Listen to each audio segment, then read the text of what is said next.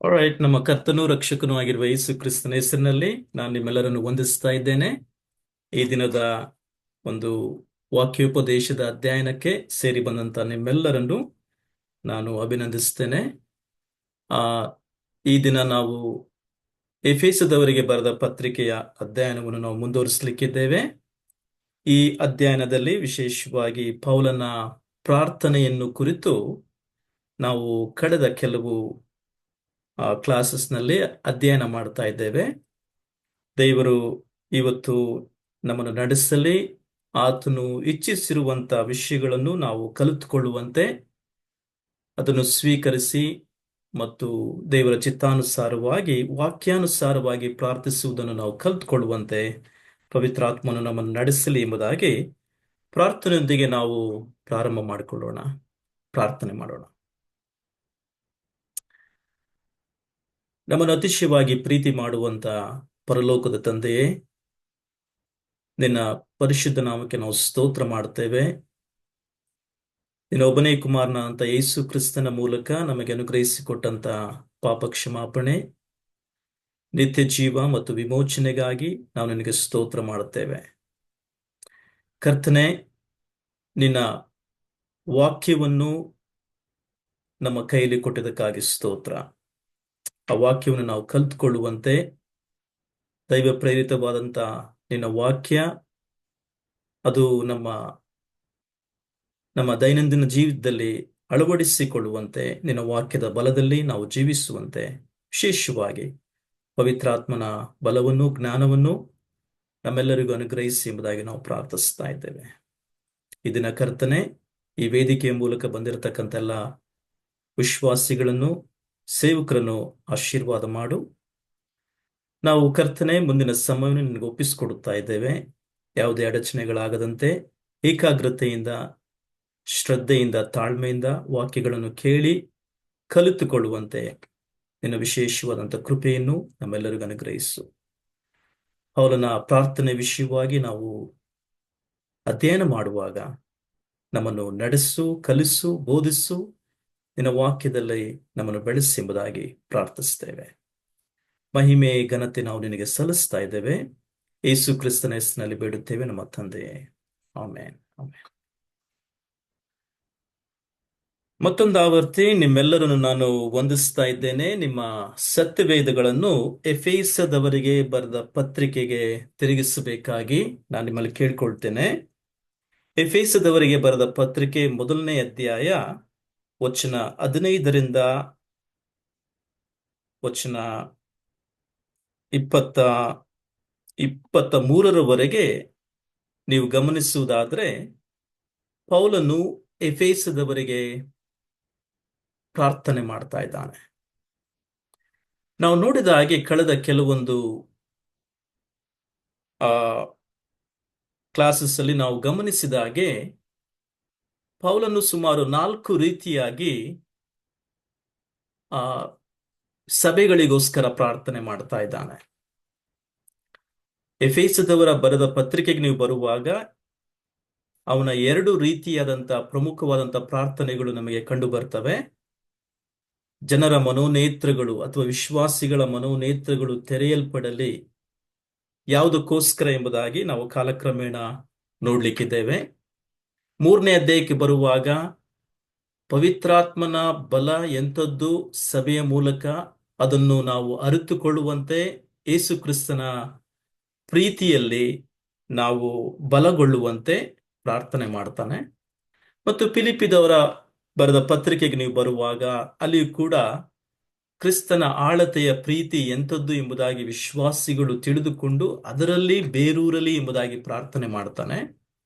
ಮತ್ತು ಕೊಲೋಸ್ಯದವರಿಗೆ ಬರೆದ ಪತ್ರಿಕೆಗೆ ನೀವು ಬರುವಾಗ ಅಲ್ಲಿ ದೇವರ ಚಿತ್ತ ಏನು ಎಂಬುದನ್ನು ವಿಶ್ವಾಸಿಗಳು ತಿಳುಕೊಂಡು ಅದರಲ್ಲಿ ಜೀವಿಸಲಿ ಎಂಬುದಾಗಿ ಪ್ರಾರ್ಥನೆ ಮಾಡ್ತಾನೆ. ಒಂದೊಂದಾಗಿ ನಾವು ತೆಗೆದುಕೊಂಡು ಅಧ್ಯಯನ ಮಾಡಲಿಕ್ಕಿದ್ದೇವೆ.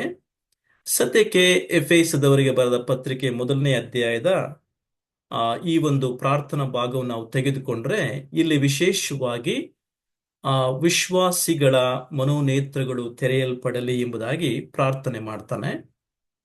ಮತ್ತು ಪೌಲನ ಪ್ರಾರ್ಥನೆಯನ್ನು ನೀವು ಗಮನಿಸುವಾಗ ವಿಶೇಷವಾಗಿ ಅವನ ಪ್ರಾರ್ಥನೆ ಯಾವಾಗಲೂ ಆ ತ್ರಯೇಕತ್ವದಲ್ಲಿ ತುಂಬಿತ್ತು.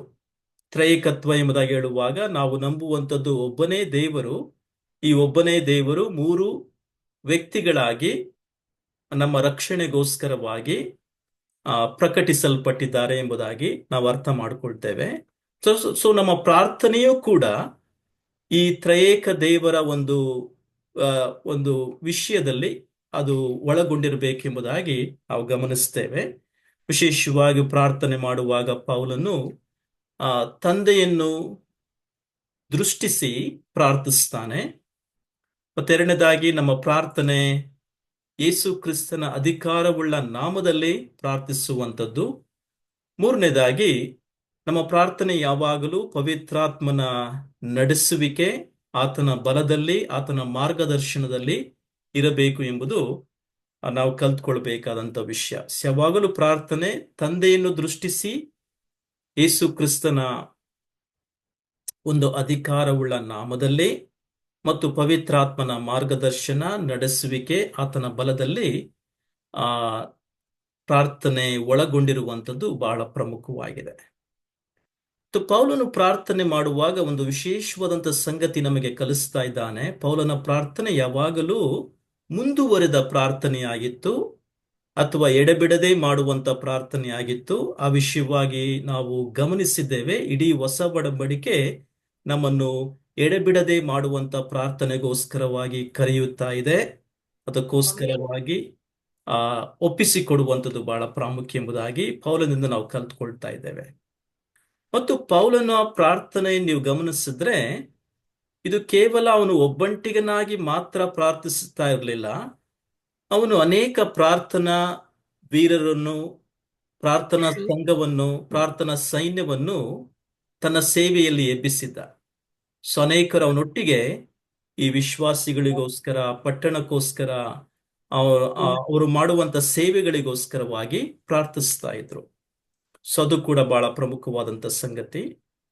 ನಾಲ್ಕನೇದಾಗಿ ನಾವು ನೋಡ್ಕೊಂಡ್ವಿ, ಪೌಲನ ಪ್ರಾರ್ಥನೆ ಯಾವಾಗಲೂ ಕೃತಜ್ಞತೆಯಿಂದ ತುಂಬಿದಂತ ಪ್ರಾರ್ಥನೆ ಆಗಿತ್ತು. ಕೇವಲ ಅವಶ್ಯಕತೆಗಳನ್ನು ಒಳಗೊಂಡಂತ ಪ್ರಾರ್ಥನೆಯಲ್ಲ. ನೀವೆಲ್ಲಿಯೂ ಹೊಸ ಒಡಂಬಡಿಕೆಯಲ್ಲಿ ಗಮನಿಸಿದ್ರೆ, ದಯಮಾಡಿ ಮ್ಯೂಟ್ ಮಾಡ್ಕೊಳ್ಳಿ.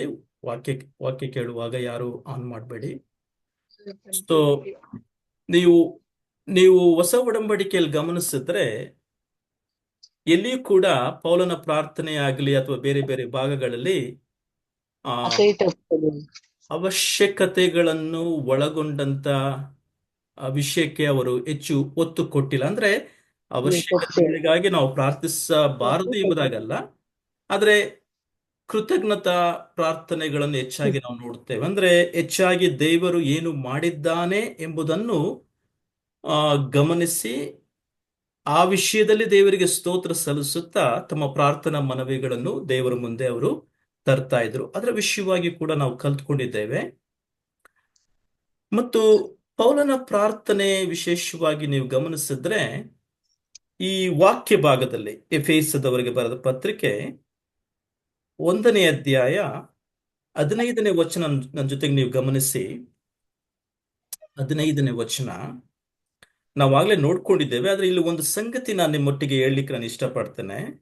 ಪೌಲ ಹೇಳ್ತಾನೆ, ಈಗಿರಲಾಗಿ ಕರ್ತನಾದ ಯೇಸುವಿನಲ್ಲಿ ನೀವು ಇಟ್ಟಿರುವ ನಂಬಿಕೆಯನ್ನು ಕುರಿತು, ದೇವ ಜನರೆಲ್ಲರಿಗೆ ನೀವು ತೋರಿಸುವ ಪ್ರೀತಿಯನ್ನು ಕುರಿತು ಕೇಳಿ ನಾನು ನಿಮ್ಮ ನಿಮಿತ್ತ ಎಂಬುದಾಗಿ ಹೇಳ್ತಾನೆ. ದಯಮಾಡಿ ಕೆಲವರು ಅನ್ಮ್ಯೂಟ್ ಮಾಡ್ಕೊಳ್ತಾ ಇದ್ದೀರಾ. ಇದು ಕ್ಲಾಸ್ಗೆ ತುಂಬಾ ಡಿಸ್ಟರ್ಬೆನ್ಸ್ ಆಗ್ಬೋದು, ಆದ ಕಾರಣ ಮ್ಯೂಟ್ ಮಾಡ್ಕೊಳ್ಳಿ. ಸೊ ವಾಕ್ಯದ ಕಡೆಗೆ ನಾವು ಹೋಗೋಣ. 15ನೇ ವಚನ ಈ ರೀತಿಯಾಗಿ ಹೇಳುತ್ತೆ, ಸೊ ನಿಮಗೋಸ್ಕರ ಎಂಬುದಾಗಿ ಪೌಲ ಇಲ್ಲಿ ತಿಳಿಸ್ತಾ ಇದ್ದಾನೆ. ಏನದು ನಿಮಗೋಸ್ಕರ ಅಂದ್ರೆ? ಇದು ಕೇವಲ ವಿಶ್ವಾಸಿಗಳಿಗೋಸ್ಕರ ಎಂಬುದಾಗಿ ಹೇಳುತ್ತಾ ಪೌಲನ ಒಂದು ಆಲೋಚನೆ ಯಾವಾಗಲೂ ಪ್ರತಿಯೊಂದು ಪಟ್ಟಣಗಳಿಗೋಸ್ಕರ ಅವನು ಭಾರವುಳ್ಳವನಾಗಿ ಪ್ರಾರ್ಥನೆ ಮಾಡ್ತಾ ಇದ್ದ.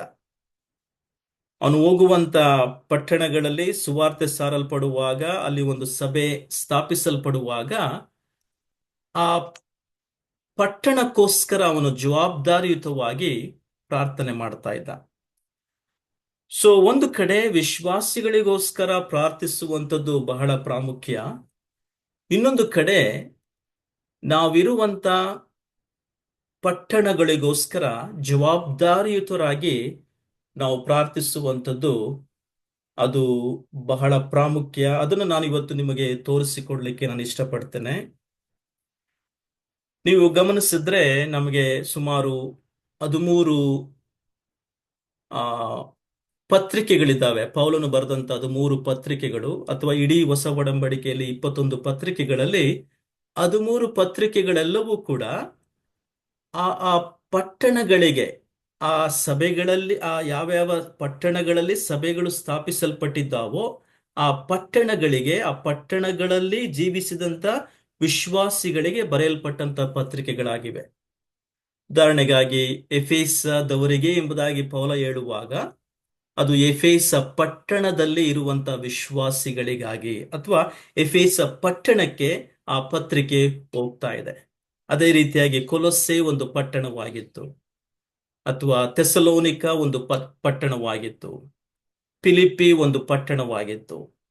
ಸೊ ಈ ರೀತಿಯಾಗಿ ಪಟ್ಟಣಗಳಿಗೆ ಪೌಲನು ಬರೆಯುವಾಗ ಅಲ್ಲಿರ್ತಕ್ಕಂಥ ವಿಶ್ವಾಸಿಗಳಿಗೆ ತನ್ನ ಪತ್ರಿಕೆಗಳನ್ನು ಬರೀತಾ ಇದೆ. ಸೊ ಪ್ರತಿ ಸಾರಿ ಆ ಪಟ್ಟಣಗಳಿಗೆ ಈ ಈ ಒಂದು ಪತ್ರಿಕೆಗಳು ಹೋಗುವಾಗ, ಅಥವಾ ವಿಶ್ವಾಸಿಗಳಿಗೆ ಈ ಪತ್ರಿಕೆಗಳು ಹೋಗುವಾಗ ಪೌಲನ ಭಾರ ಏನಾಗಿತ್ತಂದ್ರೆ ಆ ಪಟ್ಟಣಗಳಿಗೋಸ್ಕರವಾಗಿ ಅವನು ಪ್ರಾರ್ಥನೆ ಮಾಡ್ತಾ ಇದ್ದ. ಸೊ ಇಲ್ಲಿ ಪ್ರಮುಖವಾದಂತ ಸಂಗತಿ ನಾವೆಲ್ಲರೂ ಅರ್ಥ ಮಾಡಿಕೊಳ್ಬೇಕು. ನಾವು ನಮ್ಮ ರಾಜ್ಯಕ್ಕೋಸ್ಕರವಾಗಿ ಪ್ರಾರ್ಥಿಸುವಂಥದ್ದು ಹೌದು, ಅದು ಬಹಳ ಪ್ರಾಮುಖ್ಯವಾಗಿದೆ. ನಮ್ಮ ದೇಶಕ್ಕೋಸ್ಕರವಾಗಿ ಪ್ರಾರ್ಥಿಸುವಂಥದ್ದು ಹೌದು, ಅದು ಕೂಡ ಬಹಳ ಪ್ರಾಮುಖ್ಯ. ಬಟ್ ಎಲ್ಲದಕ್ಕಿಂತ ಹೆಚ್ಚಾಗಿ ನಾವಿರುವಂತ ನಮ್ಮ ಪಟ್ಟಣಕ್ಕೋಸ್ಕರವಾಗಿ ದೇವರ ಮುಂದೆ ಭಾರವುಳ್ಳವರಾಗಿ ನಾವು ಪ್ರಾರ್ಥಿಸುವಂಥದ್ದು ಬಹಳ ಪ್ರಾಮುಖ್ಯ ಎಂಬುದಾಗಿ ನಾನು ಹೇಳಿಕ್ಕೆ ಇಷ್ಟಪಡುತ್ತೇನೆ. ಯಾಕೆಂದ್ರೆ ಪ್ರತಿಯೊಂದು ಪಟ್ಟಣಗಳಲ್ಲಿ ದೇವರು ತನ್ನದೇ ಆದಂತ ಜನರನ್ನು ಇಟ್ಟಿದ್ದಾನೆ. ಸೊ ಪ್ರತಿಯೊಂದು ಪಟ್ಟಣಗಳಲ್ಲಿ ಆ ದೇವ ಜನರ ಜವಾಬ್ದಾರಿಕೆ ಏನಂದ್ರೆ ಅವರ ಪಟ್ಟಣಗಳಿಗೋಸ್ಕರ, ಅಥವಾ ಅವರ ನಗರಗಳಿಗೋಸ್ಕರ, ಆ ಉಪನಗರಿಗಳಿಗೋಸ್ಕರ ಜನರು ಭಾರವುಳ್ಳವರಾಗಿ ಪ್ರಾರ್ಥಿಸುವಂಥದ್ದು ಪ್ರಾಮುಖ್ಯವಾಗಿದೆ. ನಾನು ಇದ್ರ ಬಗ್ಗೆ ಸ್ವಲ್ಪ ಅಂಕಿ ಅಂಶಗಳು ನೋಡ್ತಾ ಇದ್ದೆ. ನೀವು ಗಮನಿಸುವಾಗ ನಮ್ಮ ಇಡೀ ಭಾರತ ದೇಶದಲ್ಲಿ ಸುಮಾರು 4,000ಕ್ಕೂ ಹೆಚ್ಚು ಪಟ್ಟಣಗಳಿದ್ದಾವೆ. ಸುಮಾರು 4,000ಕ್ಕೂ ಹೆಚ್ಚು ಪಟ್ಟಣಗಳು ಅಥವಾ ನಗರಗಳು, ಉಪನಗರಗಳು ಎಂಬುದಾಗಿ ನೀವು ಸೇರಿಸಿದ್ರೆ ಸುಮಾರು 4,000ಕ್ಕೂ ಹೆಚ್ಚಿದ್ದಾವೆ. ಇದರಲ್ಲಿ 1,00,000ಕ್ಕೂ ಹೆಚ್ಚು ಜನ ಇರುವಂತ ಪಟ್ಟಣಗಳನ್ನು, ಒಂದು ಪಟ್ಟಣದಲ್ಲಿ 1,00,000ಕ್ಕೂ ಹೆಚ್ಚು ಜನ ಇರುವಂತ ಪಟ್ಟಣಗಳನ್ನು ನೀವು ತೆಗೆದುಕೊಂಡ್ರೆ ಸುಮಾರು 300 ಪಟ್ಟಣಗಳಿದ್ದಾವೆ. ಸುಮಾರು 300 ಪಟ್ಟಣಗಳಲ್ಲಿ 1,00,000ಕ್ಕೂ ಹೆಚ್ಚು ಜನ ಇರುವಂತ ಪಟ್ಟಣಗಳಾಗಿವೆ. ಇದನ್ನ ನೀವಿನ್ನೂ ಗಮನ ಕೊಟ್ಟು ನೋಡಿದ್ರೆ ಸುಮಾರು 10,00,000ಕ್ಕೂ ಹೆಚ್ಚು ಇರುವಂತ ಪಟ್ಟಣಗಳನ್ನು ನೀವು ಗಮನಿಸಿದ್ರೆ ಇಡೀ ಭಾರತ ದೇಶದಲ್ಲಿ ಅವುಗಳಲ್ಲಿ ಸುಮಾರು 46 ಪಟ್ಟಣಗಳಲ್ಲಿ ಸುಮಾರು 10,00,000ಕ್ಕೂ ಹೆಚ್ಚು ಜನರು ಇರುವಂತ ಪಟ್ಟಣಗಳಾಗಿವೆ. ಸೊ ಅದನ್ನ ನೀವು ಇನ್ನು ಗಮನ ಕೊಟ್ಟು ನೋಡಿದ್ರೆ ನಮ್ಮ ಇಡೀ ಭಾರತ ದೇಶದಲ್ಲಿ 5 ಪಟ್ಟಣಗಳು ಅಥವಾ 5-6 ಪಟ್ಟಣಗಳು ಸುಮಾರು 1 ಕೋಟಿಗೂ ಹೆಚ್ಚು ಜನ ಇರುವಂತ ಪಟ್ಟಣಗಳಿದ್ದಾವೆ. ಉದಾಹರಣೆಗೆ ಡೆಲ್ಲಿ ಅಥವಾ ಮುಂಬೈ, ಕೋಲ್ಕತ್ತಾ ಅಥವಾ ಚೆನ್ನೈ ಮತ್ತೆ ಹೈದರಾಬಾದ್, ಇವೆಲ್ಲ ಪಟ್ಟಣಗಳನ್ನು ನಾವು ತೆಗೆದುಕೊಂಡ್ರೆ ಸುಮಾರು 1 ಕೋಟಿಗೂ ಹೆಚ್ಚು ಜನ ಇರುವಂತ ಆ ಪಟ್ಟಣಗಳಾಗಿವೆ. ಆದರೆ ಪ್ರಮುಖವಾಗಿ ನಮ್ಮ ಬೆಂಗಳೂರು ಪಟ್ಟಣವನ್ನು ನೀವು ಗಮನಿಸಿದ್ರೆ ಇದರಲ್ಲಿ ಅಂಕಿ ಅಂಶಗಳ ಪ್ರಕಾರ ಸುಮಾರು 1.5 ಕೋಟಿ ಆ ಜನ ನಮ್ಮ ಬೆಂಗಳೂರು ಪಟ್ಟಣದಲ್ಲೇ ಇದ್ದಾರೆ. 1.5 ಕೋಟಿಗೂ ಹೆಚ್ಚು ಇರಬಹುದು ಆ ಈಗಿನ ಒಂದು ಜನಸಂಖ್ಯೆಯ ಅಂಕಿಅಂಶಗಳ ಪ್ರಕಾರ. ಸೊ ಇಡೀ ಕರ್ನಾಟಕ ರಾಜ್ಯವನ್ನು ನೀವು ತೆಗೆದುಕೊಂಡ್ರೆ ಆ ನಮ್ಮ ಬೆಂಗಳೂರು ಕರ್ನಾಟಕ ರಾಜ್ಯದಲ್ಲಿ ಸುಮಾರು 7 ಕೋಟಿಗೂ ಹತ್ತಿರ ಇರತಕ್ಕಂತ ಜನಸಂಖ್ಯೆ ಇದೆ. ಇದರಲ್ಲಿ ಇಡೀ ಬೆಂಗಳೂರಿನಲ್ಲಿ ಮಾತ್ರನೇ 1.5 ಕೋಟಿ ಇರುವಂತ ಜನಸಂಖ್ಯೆ. ಸೊ ಇದನ್ನು ನೀವು ಗಮನಿಸುವಾಗ ನಮ್ಮ ಪಟ್ಟಣಗಳಿಗೋಸ್ಕರ, ಅದು ಬೆಂಗಳೂರಾಗ್ಲಿ, ಬೆಂಗಳೂರು ಪಟ್ಟಣವಾಗಲಿ, ಕೊಳ್ಳೇಗಾಲ ಪಟ್ಟಣವಾಗಲಿ, ಹಾಸನ ಪಟ್ಟಣವಾಗಲಿ, ಅಥವಾ ಚಾಮರಾಜನಗರ ಪಟ್ಟಣವಾಗಲಿ, ಅಥವಾ ನಾವಿರುವಂತ ಮೈಸೂರು ಪಟ್ಟಣವಾಗಲಿ, ಬೆಂಗಳೂರು ಪಟ್ಟಣವಾಗಲಿ, ನಾವಿರುವಂತ ಪಟ್ಟಣಗಳಿಗೋಸ್ಕರ ಜವಾಬ್ದಾರಿಯುತವಾಗಿ ನಮ್ಮ ಜನರಿಗೋಸ್ಕರ ದೇವರ ಮುಂದೆ ನಾವು ಮೊರೆ ಇಡುವಂಥದ್ದು, ದೇವರ ಮುಂದೆ ನಮ್ಮ ಜನರನ್ನು ತೆಗೆದುಕೊಂಡು ಬಂದು ಅವರಿಗೋಸ್ಕರ ನಾವು ಪ್ರಾರ್ಥಿಸುವಂಥದ್ದು ಬಹಳ ಪ್ರಾಮುಖ್ಯವಾಗಿದೆ. ಸೊ ಈ ವಿಷಯವನ್ನು ನಾನು ಕುರಿತು ನಿಮ್ಮ ಮುಂದೆ ಈ ಸಂಗತಿಗಳನ್ನು ತಿಳಿಸ್ಲಿಕ್ಕೆ ನಾನು ಇಷ್ಟಪಡ್ತೇನೆ. ಮೊದಲನೇದಾಗಿ ಪಟ್ಟಣ ಎಂಬ ವಿಷಯಕ್ಕೆ ಬರುವಾಗ ನೀವು ಕೀರ್ತನೆಗಳಲ್ಲಿ ಒಂದು ವಿಷಯ ನೀವು ಗಮನಿಸ್ತೀರಾ. 127ನೇ ಕೀರ್ತನೆ ನಿಮಗೆ ತಿಳಿದಿರ್ತಕ್ಕಂಥ ಸಂಗತಿ ಆಗಿರ್ಬೋದು. ಅಲ್ಲಿ ದೇವರು ನಮ್ಮ ಕಾವಲುಗಾರನಾಗಿದ್ದಾನೆ ಎಂಬುದಾಗಿ ನಾವು ಅಲ್ಲಿ ನೋಡ್ತೇವೆ. ಕೀರ್ತನೆ 127 ಗಮನಿಸಿ, ಅಲ್ಲಿ ಸಂಗತಿಗಳನ್ನು ನಾನು ನಿಮಗೆ ತೋರಿಸ್ಕೊಟ್ಟು ಇದರ ಪ್ರಾಮುಖ್ಯತೆ ನಾನು ನಿಮಗೆ ತಿಳಿಸ್ತೇನೆ.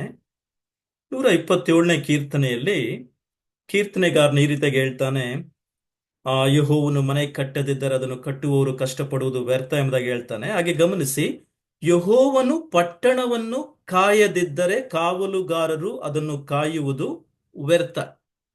ಅಂದ್ರೆ ನಮ್ಮ ದೇವರು ಪಟ್ಟಣಗಳನ್ನು ಕಾಯುವಾತನು ಎಂಬುದು ನಮಗಿಲ್ಲಿ ಬಹಳ ಸ್ಪಷ್ಟವಾಗ್ತಾ ಇದೆ. ಸೊ ಪ್ರಮುಖವಾಗಿ ದೇವರು ಕಾಯುವಾತನು, ಕಾವಲುಗಾರನು ಎಂಬುದಾಗಿ ನಮಗಿಲ್ಲಿ ಅರ್ಥ ಆಗ್ತಾ ಇದೆ. ಸೊ ಬೆಳಗಾಗೋದಕ್ಕಿಂತ ಮುಂಚೆ ಏಳುವವರೇ, ಹೊತ್ತು ಮೀರಿ ಮಲಗುವವರೇ, ನೀವು ಆಹಾರಕ್ಕಾಗಿ ಇಷ್ಟು ಕಷ್ಟಪಡುವುದು ವ್ಯರ್ಥ, ಆತನು ಅದನ್ನು ತನ್ನ ಪ್ರಿಯರಿಗೂ ನಿದ್ರೆಯಲ್ಲೂ ಕೊಡ್ತಾನೆ. ಸೊ ಎಂಬುದಾಗಿ ಹೇಳ್ತಾ, ಯೆಹೋವನು ಪಟ್ಟಣವನ್ನು ಕಾಯದಿದ್ದರೆ ಕಾಯುವವರು ಅದನ್ನು, ಕಾವಲುಗಾರರು ಅದನ್ನು ಕಾಯುವುದು ವ್ಯರ್ಥ ಎಂಬುದಾಗಿ ಹೇಳುವಾಗ ಅರ್ಥ ಏನಂದ್ರೆ, ಇಲ್ಲಿ ಪ್ರಮುಖವಾಗಿ ದೇವರು ಪ್ರತಿಯೊಂದು ಪಟ್ಟಣಗಳನ್ನು ಕಾಯ್ತಾ ಇದ್ದಾನೆ. ಪ್ರತಿಯೊಂದು ಪಟ್ಟಣಗಳ ವಿಷಯವಾಗಿ ಜವಾಬ್ದಾರಿ ವಹಿಸಿದ್ದಾನೆ. ಪ್ರತಿಯೊಂದು ಪಟ್ಟಣಗಳು ಆತನ ದೃಷ್ಟಿಯಲ್ಲಿ ಬಹಳ ಪ್ರಾಮುಖ್ಯವಾಗಿದೆ. ಸೊ ದೇವರು ಪಟ್ಟಣಗಳನ್ನು, ಅಂದ್ರೆ ಇಡೀ ನಾವು ಲೋಕದಲ್ಲಿ ನೀವು ಗಮನಿಸುವಾಗ ಸುಮಾರು 195 ರಾಷ್ಟ್ರಗಳಿದ್ದಾವೆ. ಇಡೀ ಲೋಕದಲ್ಲಿ 195 ದೇಶಗಳು ಅಥವಾ ರಾಷ್ಟ್ರಗಳು ಎಂಬುದಾಗಿ ನೀವು ತೆಗೆದುಕೊಳ್ಬಹುದು. ಅದರಲ್ಲಿ 1,00,000ಕ್ಕೂ ಹೆಚ್ಚು ಪಟ್ಟಣಗಳು ಇಡೀ ಲೋಕದಲ್ಲಿಯೇ, 1,00,000ಕ್ಕೂ ಹೆಚ್ಚು ಪಟ್ಟಣಗಳು ಈ ಲೋಕದಲ್ಲಿ ಇದ್ದಾವೆ. ಸೊ ದೇವರು ಪ್ರತಿಯೊಂದು ಪಟ್ಟಣಗಳನ್ನು ಕಾಯುವಾತನು, ಆ ಪಟ್ಟಣಗಳ ವಿಷಯದಲ್ಲಿ ಜವಾಬ್ದಾರಿ ವಹಿಸುವಾತನು ಎಂಬುದಾಗಿ ನಮಗಿಲ್ಲಿ ಅರ್ಥವಾಗ್ತಾ ಇದೆ. ಹಾಗಾದ್ರೆ ದೇವರು ತನ್ನ ಮಕ್ಕಳನ್ನು, ತನ್ನ ಸೇವಕರನ್ನು, ತಾನು ಕರೆದಂತ ನೇಮಿಸಿದಂತ ಸೇವಕರುಗಳನ್ನು, ತನ್ನ ಮಕ್ಕಳನ್ನು ಆತನು ಕಾವಲುಗಾರರನ್ನಾಗಿಯೂ ಕೂಡ ನೇಮಿಸ್ತಾ ಇದ್ದಾನೆ. ಇದು ನಮಗೆ ಅರ್ಥವಾಗಬೇಕಾದ್ರೆ ನಾವು ಯೆಹೆಜ್ಕೇಲನ ಪುಸ್ತಕಕ್ಕೆ ಸದ್ಯಕ್ಕೆ ನಾವು ಹೋಗೋಣ. ನೀವು ಗಮನಿಸಿ, ಅಲ್ಲಿ ಯೆಹೆಜ್ಕೇಲನ ಪುಸ್ತಕ, ಅದು ನಿಮಗೆ ಪ್ರಲಾಪಗಳು ಆದ್ಮೇಲೆ ಬರುತ್ತೆ. ಯೆಹೆಜ್ಕೇಲನ ಪುಸ್ತಕ 3ನೇ ಅಧ್ಯಾಯಕ್ಕೆ ನೀವು ಬನ್ನಿ. ಅಲ್ಲಿ ದೇವರು ಹೇಳ್ತಾನೆ,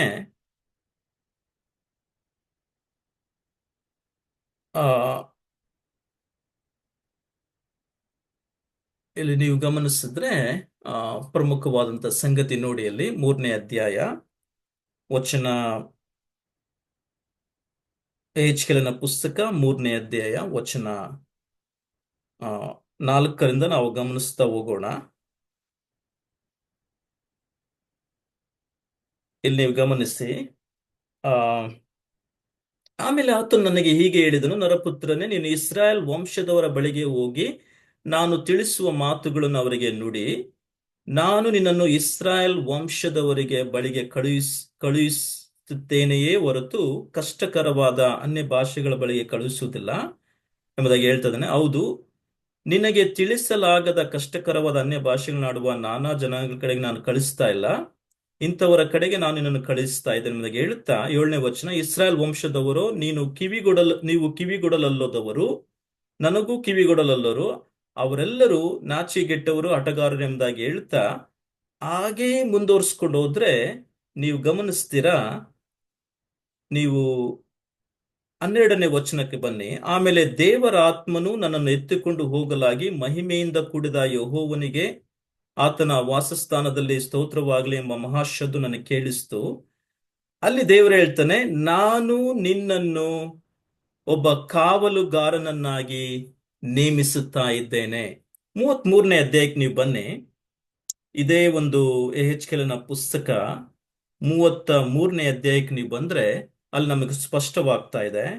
33ನೇ ಅಧ್ಯಾಯ ವಚನ 1 ನೀವು ಗಮನಿಸಿ. ಅಲ್ಲಿ ವಚನ 1, ಆ ಯೆಹೋವನು ಈ ವಾಕ್ಯವನ್ನು ನನಗೆ ದಯಪಾಲಿಸಿದನು, ನರಪುತ್ರನೇ, ನಿನ್ನ ಜನರನ್ನು ಸಂಬೋಧಿಸಿ ಅವರಿಗೆ ಹೀಗೆ ನುಡಿ, ನಾನು ದೇಶದ ಮೇಲೆ ಖಡ್ಗವನ್ನು ಬೀಳ ಮಾಡುವಾಗ ಆ ದೇಶದವರು ತಮ್ಮಲ್ಲಿ ಆರಿಸಿ ನೇಮಿಸಿಕೊಂಡ ಕಾವಲುಗಾರನು ಎಂಬುದಾಗಿ ಇಲ್ಲಿ ಬರೆಯಲ್ಪಟ್ಟಿದೆ.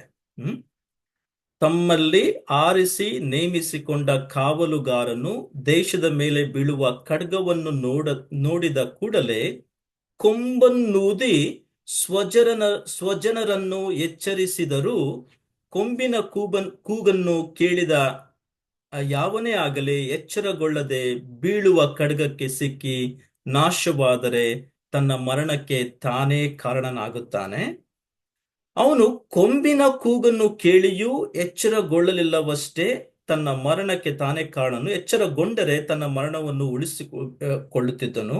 ಆದರೆ ಕಾವಲುಗಾರನು ಬೀಳುವ ಖಡ್ಗವನ್ನು ನೋಡಿಯೂ ಕೊಂಬನ್ನೂದದೆ ಸ್ವಜನರನ್ನು ಎಚ್ಚರಿಸದೆ ಇರುವಲ್ಲಿ ಖಡ್ಗವು ಬಿದ್ದು ಆ ಜನರೊಳಗೆ ಯಾವನನ್ನೇ ಆಗಲಿ ನಾಶ ಮಾಡಿದರೆ ತನ್ನ ಅಧರ್ಮದಲ್ಲಿ ನಾಶಗೊಂಡ ಆ ಮನುಷ್ಯನ ಮರಣಕ್ಕೆ ಹೊಣೆಯಾದ ಕಾವಲುಗಾರನಿಗೆ ಮುಯ್ಯಿ ತೀರಿಸುವೆನು. ಇಲ್ಲಿ ದೇವರು ಸ್ಪಷ್ಟಪಡಿಸ್ತಾ ಇದ್ದಾನೆ. ಹಳೆ ಒಡಂಬಡಿಕೆಯಲ್ಲಿ ದೇವರು ಪ್ರವಾದಿಗಳನ್ನು, ಯಾಜಕರುಗಳನ್ನು ಮತ್ತೆ ನ್ಯಾಯಸ್ಥಾಪಕಗಳನ್ನು ತನ್ನ ಕಾವಲುಗಾರರನ್ನಾಗಿ ನೇಮಿಸಿದ ಮೇಲೆ ಅವ್ರಿಗೊಂದು ಜವಾಬ್ದಾರಿ ಕೊಡ್ತಾ ಇದ್ದಾನೆ. ನೀವು ಈ ಜನರಿಗೆ ಆ ಎಚ್ಚರಿಸುವಂಥದ್ದು ಬಹಳ ಪ್ರಾಮುಖ್ಯ. ಎರಡನೇದಾಗಿ ಅವರ ಒಂದು ಉದ್ದೇಶ ಏನಾಗಿತ್ತಂದ್ರೆ ಅವ್ರಿಗೋಸ್ಕರ ಪ್ರಾರ್ಥನೆ ಮಾಡಬೇಕಾಗಿತ್ತು. ಆ ಜನರಿಗೋಸ್ಕರ ಪ್ರಾರ್ಥಿಸುವಂಥದ್ದು ಮತ್ತು ಆ ಜನರನ್ನು ದೇವರ ವಾಕ್ಯದ ಮೂಲಕವಾಗಿ ಎಚ್ಚರಿಸುವಂಥದ್ದು ಬಹಳ ಪ್ರಾಮುಖ್ಯವಾಗಿತ್ತು. ಒಂದು ವೇಳೆ ಇವರು ಎಚ್ಚರಿಸದೆ ಹೋದ್ರೆ ಅಥವಾ ಅವರಿಗೋಸ್ಕರ ಪ್ರಾರ್ಥಿಸದೆ ಹೋಗಿದ್ರೆ, ಒಂದು ವೇಳೆ ಅವರು ನಾಶವಾದ್ರೆ ಈ ಕಾವಲುಗಾರನೇ ಅದಕ್ಕೆ ಹೊಣೆಯಾಗುತ್ತಾ ಇದ್ದ ಎಂಬುದಾಗಿ ದೇವರಲ್ಲಿ ತೋರಿಸ್ತಾ ಇದ್ದಾನೆ. ಸೊ ಇದು ನಮಗೆ ಸ್ಪಷ್ಟವಾಗ್ತಾ ಇದೆ. 10ನೇ ವಚನದಲ್ಲಿ ನೀವು ನೋಡಿದ್ರೆ ಬಹಳ ಸ್ಪಷ್ಟವಾಗಿದೆ. ಅಲ್ಲಿ ನೋಡಿ, ಅಲ್ಲಿ ನರಪುತ್ರನೇ, ಇಸ್ರಾಯೇಲ್ ವಂಶದವರಿಗೆ ಹೀಗೆ ನುಡಿ, ಅಯ್ಯೋ, ನಮ್ಮ ದ್ರೋಹಗಳ ಮತ್ತು ಪಾಪಗಳ ಭಾರವು ನಮ್ಮ ಮೇಲೆ ಬಿದ್ದಿದೆ, ಅವುಗಳಿಂದ ಕ್ಷೀಣವಾಗಿ ಹೋಗುತ್ತಿದ್ದವು, ಅದು ನಾವು ಈಗ ಉಳಿದೆವು ಅಂದುಕೊಂಡಿದ್ರಲ್ಲ, ನನ್ನ ಜೀವದಾನ ಎಂಬುದಾಗಿ ದೇವರು ಹೇಳ್ತಾ ಸ್ಪಷ್ಟಪಡಿಸ್ತಾ ಇದ್ದಾನೆ. ನಿಮ್ಮಲ್ಲಿ ನಾನು ಒಬ್ಬ ಕಾವಲುಗಾರರುಗಳನ್ನು ಅಥವಾ ನನ್ನ ಕಾವಲುಗಾರರುಗಳನ್ನು ನೇಮಿಸಿದ್ದೇನೆ. ಅವರ ಮಾತನ್ನು ನೀವು ಕೇಳಿ ನಿಮ್ಮ ದುಷ್ಟತ್ವವನ್ನು ಬಿಟ್ಟು ನನ್ನ ಕಡೆಗೆ ತಿರುಗಿಕೊಳ್ಳದೆ ಹೋದ್ರೆ ನಾಶವಾಗ್ತೀರಾ. ಒಂದು ವೇಳೆ ಆ ಕಾವಲುಗಾರರುಗಳು ಸರಿಯಾಗಿ ನನ್ನ ಮಾತನ್ನು ನಿಮಗೆ ಬೋಧಿಸಲಿಲ್ಲದೆ ಹೋದ್ರೆ, ಅಥವಾ ಅವರು ನಿಮ್ಮನ್ನು ಎಚ್ಚರಿಸಲಿಲ್ಲದೆ ಹೋದ್ರೆ, ಅಥವಾ ಅವರು ನಿಮಗೋಸ್ಕರ ಪ್ರಾರ್ಥಿಸಲಿಲ್ಲದೆ ಹೋದ್ರೆ ನಿಮ್ಮ ನಾಶನಕ್ಕೆ ಕಾವಲುಗಾರರೇ ಹೊಣೆಯಾಗ್ತಾರೆ ಎಂಬುದಾಗಿ ದೇವರು ಅಲ್ಲಿ ಸ್ಪಷ್ಟಪಡಿಸ್ತಾರೆ. ಸೊ ಇಲ್ಲಿ ನಮಗೆ ಕೆಲವು ವಿಷಯಗಳು ನಾವು ಸ್ಪಷ್ಟಪಡಿಸ್ಕೊಳ್ಬೇಕಾಗಿದೆ. ಪ್ರತಿಯೊಂದು ಪಟ್ಟಣದಲ್ಲಿ ಇರ್ತಕ್ಕಂಥ ಪ್ರತಿಯೊಬ್ಬ ವಿಶ್ವಾಸಿಯಾಗಲಿ ಸೇವಕನಾಗಲಿ ಆ ಪಟ್ಟಣಕ್ಕೆ ಜವಾಬ್ದಾರಿಯಾಗಿದ್ದಾನೆ. ನಾವು ನೇರವಾಗಿ ಹೋಗಿ ಜನರನ್ನು ಎಚ್ಚರಿಸಲಿಕ್ಕೆ ಆಗೋದಿಲ್ಲ. ಯಾಕಂದ್ರೆ ಒಂದು ಆ ನಮಗಿರುವಂತ ಒಂದು ಇದರಲ್ಲಿ ಸಮಸ್ಯೆ ಇರುತ್ತೆ. ಅಂದ್ರೆ ಅದು ನಾವು ಸಮಸ್ಯೆಗೆ ಕೂಡ ಒಳಗಾಗ್ತೇವೆ. ಆದ್ರೆ ನಾವು ದೇವರಿಗೆ ಸಲ್ಲಿಸುವಂತ ಒಂದು ಪ್ರಾರ್ಥನೆ ಪ್ರತಿದಿನ ಏನಾಗಿರ್ಬೇಕಂದ್ರೆ, ನಮ್ಮ ಪಟ್ಟಣಗಳಿಗೋಸ್ಕರ ಜವಾಬ್ದಾರಿಯುತವಾಗಿ ಪ್ರಾರ್ಥಿಸಬೇಕಾಗಿದೆ. ಅಥವಾ ನಮ್ಮ ಪಟ್ಟಣದ ರಕ್ಷಣೆಗೋಸ್ಕರ, ಒಂದು ಸಂರಕ್ಷಣೆಗೋಸ್ಕರ, ಸುಖ ಸಮಾಧಾನದಿಂದ ಎಲ್ಲರೂ ಜೀವಿಸುವುದಕ್ಕೋಸ್ಕರ, ಎಲ್ಲರ ರಕ್ಷಣೆಗೋಸ್ಕರ ನಮ್ಮ ಪಟ್ಟಣವನ್ನು ದೇವರ ಮುಂದೆ ನಾವು ತರಬೇಕಾಗಿದೆ. ಈ ಭಾರವನ್ನು ನಾನು ನಿಮ್ಮ ಮುಂದೆ ಹಂಚಿಕೊಳ್ಳಿಕ್ಕೆ ಆ ಬಹಳ ಇಷ್ಟಪಡ್ತೇನೆ. ಯಾಕೆಂದ್ರೆ ಇದು ದೇವರ ಒಂದು ಬಯಕೆಯಾಗಿದೆ ಎಂಬುದಾಗಿ ನಾನು ನಂಬುತ್ತೇನೆ. ಯಾಕೆಂದ್ರೆ ನಾವು ಇಡೀ ಕರ್ನಾಟಕ ರಾಜ್ಯದ ಎಲ್ಲಾ ಪಟ್ಟಣಗಳನ್ನು ನೆನೆಸಿಕೊಳ್ಳದೆ ಇರಬಹುದು, ಎಲ್ಲಾ ಪಟ್ಟಣಗಳಿಗೋಸ್ಕರ ಪ್ರಾರ್ಥನೆ ಆಗದೇ ಇರಬಹುದು. ಆದರೆ ನಮ್ಮ ಪಟ್ಟಣಗಳಿಗೋಸ್ಕರ ಜವಾಬ್ದಾರಿಯುತವಾಗಿ ನಾವು ಪ್ರಾರ್ಥಿಸುವುದನ್ನು ಕಲ್ತ್ಕೊಂಡ್ರೆ, ನಮ್ಮ ಪಟ್ಟಣಗಳನ್ನು ಕರ್ತನ ಮುಂದೆ ತೆಗೆದುಕೊಂಡು ಬಂದು ನಾವು ಪ್ರಾರ್ಥಿಸುವುದನ್ನು ರೂಢಿ ಮಾಡಿಕೊಂಡ್ರೆ, ನಿಜವಾಗಿಯೂ ನಮ್ಮ ಪ್ರಾರ್ಥನೆಗಳನ್ನು ದೇವರು ನೆರವೇರಿಸ್ತಾನೆ, ನಮ್ಮ ಪಟ್ಟಣಗಳು ರಕ್ಷಣೆ ಮಾರ್ಗಕ್ಕೆ ಬರ್ತವೆ ಎಂಬುದಾಗಿ ನಾನು ನಂಬ್ತೇನೆ. ಸೊ ಕೆಲವು ಉದಾಹರಣೆಗಳು ನಿಮ್ಮ ಮುಂದೆ ಇಡ್ಲಿಕ್ಕೆ ನಾನು ಇಷ್ಟಪಡ್ತೇನೆ. ಅದಕ್ಕೂ ಮುಂಚಿತವಾಗಿ ಪ್ರತಿಯೊಬ್ಬ ಕಾವಲುಗಾರನ ಜವಾಬ್ದಾರಿ ಏನಾಗಿತ್ತಂದ್ರೆ, ಅವನ ಪಟ್ಟಣವನ್ನು ಅವನು ಕಾಯ್ಬೇಕಾಗಿತ್ತು. ಎರಡನೇದಾಗಿ, ಏನಾದರೂ ಆ ಪಟ್ಟಣಕ್ಕೆ ಆ ಒಂದು ಗಂಭೀರವಾದಂತ ಸಮಸ್ಯೆಗಳಾಗುವುದಾದ್ರೆ ಅವನು ಎಚ್ಚರಿಕೆ ಕೊಡಬೇಕಾಗಿತ್ತು. ಮೂರನೇದಾಗಿ, ತಾನು ಎಚ್ಚರಿಕೆಯಿಂದ ಬಹಳ ಒಂದು ಎಚ್ಚರಿಕೆ ವಹಿಸಿ ತನ್ನ ಪಟ್ಟಣಕ್ಕೋಸ್ಕರ ಯಾವಾಗಲೂ ಅವನು ಪ್ರಾರ್ಥಿಸುವಂತವನು ಮತ್ತು ಬೋಧಿಸುವಂತವನು ಆಗಿರಬೇಕಾಗಿತ್ತು. ಸೊ ಜವಾಬ್ದಾರಿ ಎಂಬುದು ಬಹಳ ಪ್ರಾಮುಖ್ಯ ಎಂಬುದಾಗಿ ನಾನಿಲ್ಲಿ ತೋರಿಸ್ಕೊಡ್ಲಿಕ್ಕೆ ಇಷ್ಟಪಡ್ತೇನೆ. ಸೊ ಕೆಲವು ವ್ಯಕ್ತಿಗಳು ನೀವು ನೋಡ್ತೀರಾ ಬೈಬಲ್ನಲ್ಲಿ, ಬಹಳ ಸ್ಪಷ್ಟವಾಗಿದೆ. ಅವರು ಪ್ರಾರ್ಥಿಸುವಾಗ ಒಂದು ಪ್ರತ್ಯೇಕವಾಗಿ ವಿಶೇಷವಾಗಿ ಪಟ್ಟಣಗಳಿಗೋಸ್ಕರ ಪ್ರಾರ್ಥಿಸುವುದನ್ನು ನಾವು ಗಮನಿಸ್ತಾ ಇದ್ದೇವೆ. ನೀವು ಹಳೆ ಒಡಂಬಡಿಕೆಗೆ ಬರುವಾಗ ಒಂದು ಕಡೆ ಲೋಟನು ಮತ್ತು ಅವನ ಹೆಂಡತಿ ಮಕ್ಕಳು ಎಲ್ಲಿ ಸಿಕ್ಕಿ ಹಾಕೊಂಡಿದ್ದಾರೆ? ಆ ಒಂದು ಸೋದೋಮ್ ಗೋಮರ ಎಂಬ ಪಟ್ಟಣದಲ್ಲಿ ಅವರು ಸಿಕ್ಕಿ ಹಾಕೊಂಡಿದ್ದಾರೆ. ಇನ್ನೊಂದು ಕಡೆ ದೇವರು ಅಬ್ರಹಾಮನಿಗೆ ಕಾಣಿಸಿಕೊಂಡು, ನಾನು ಸೋದೋಮ್ ಗೋಮರ ಪಟ್ಟಣವನ್ನು ಸಂಪೂರ್ಣವಾಗಿ ನಾಶ ಮಾಡಲಿಕ್ಕಿದ್ದೇನೆ, ಯಾಕೆಂದ್ರೆ ಅವರ ದುಷ್ಟತ್ವ ನನ್ನ ಮುಂದೆ ಬಂದಿದೆ ಎಂಬುದಾಗಿ ಅಬ್ರಹಾಮನಿಗೆ ತಿಳಿಸಿ ಮುಂದಕ್ಕೆ ಹೋಗ್ಲಿಕ್ಕೆ ಪ್ರಾರಂಭ ಮಾಡ್ತಾನೆ. ಅಲ್ಲಿ ಅಬ್ರಹಾಮನು ದೇವರ ಮುಂದೆ ಯಾವ ರೀತಿಯಾಗಿ ಬೇಡಿಕೊಳ್ತಾನೆ ಎಂಬುದಾಗಿ ನೀವು ಗಮನಿಸಿ. ಆದಿಕಾಂಡ ಪುಸ್ತಕಕ್ಕೆ ಬನ್ನಿ. ಆದಿಕಾಂಡ ಪುಸ್ತಕ 18ನೇ ಅಧ್ಯಾಯಕ್ಕೆ ಬನ್ನಿ. ಅಲ್ಲಿ ನಾನು ನಿಮ್ಗೆ ತೋರಿಸ್ಕೊಡ್ತೇನೆ ಎಷ್ಟು ಪ್ರಾಮುಖ್ಯ ಇದು ಎಂಬುದನ್ನು ನಾವೆಲ್ಲರೂ ಅರ್ಥ ಮಾಡಿಕೊಳ್ಬೇಕು.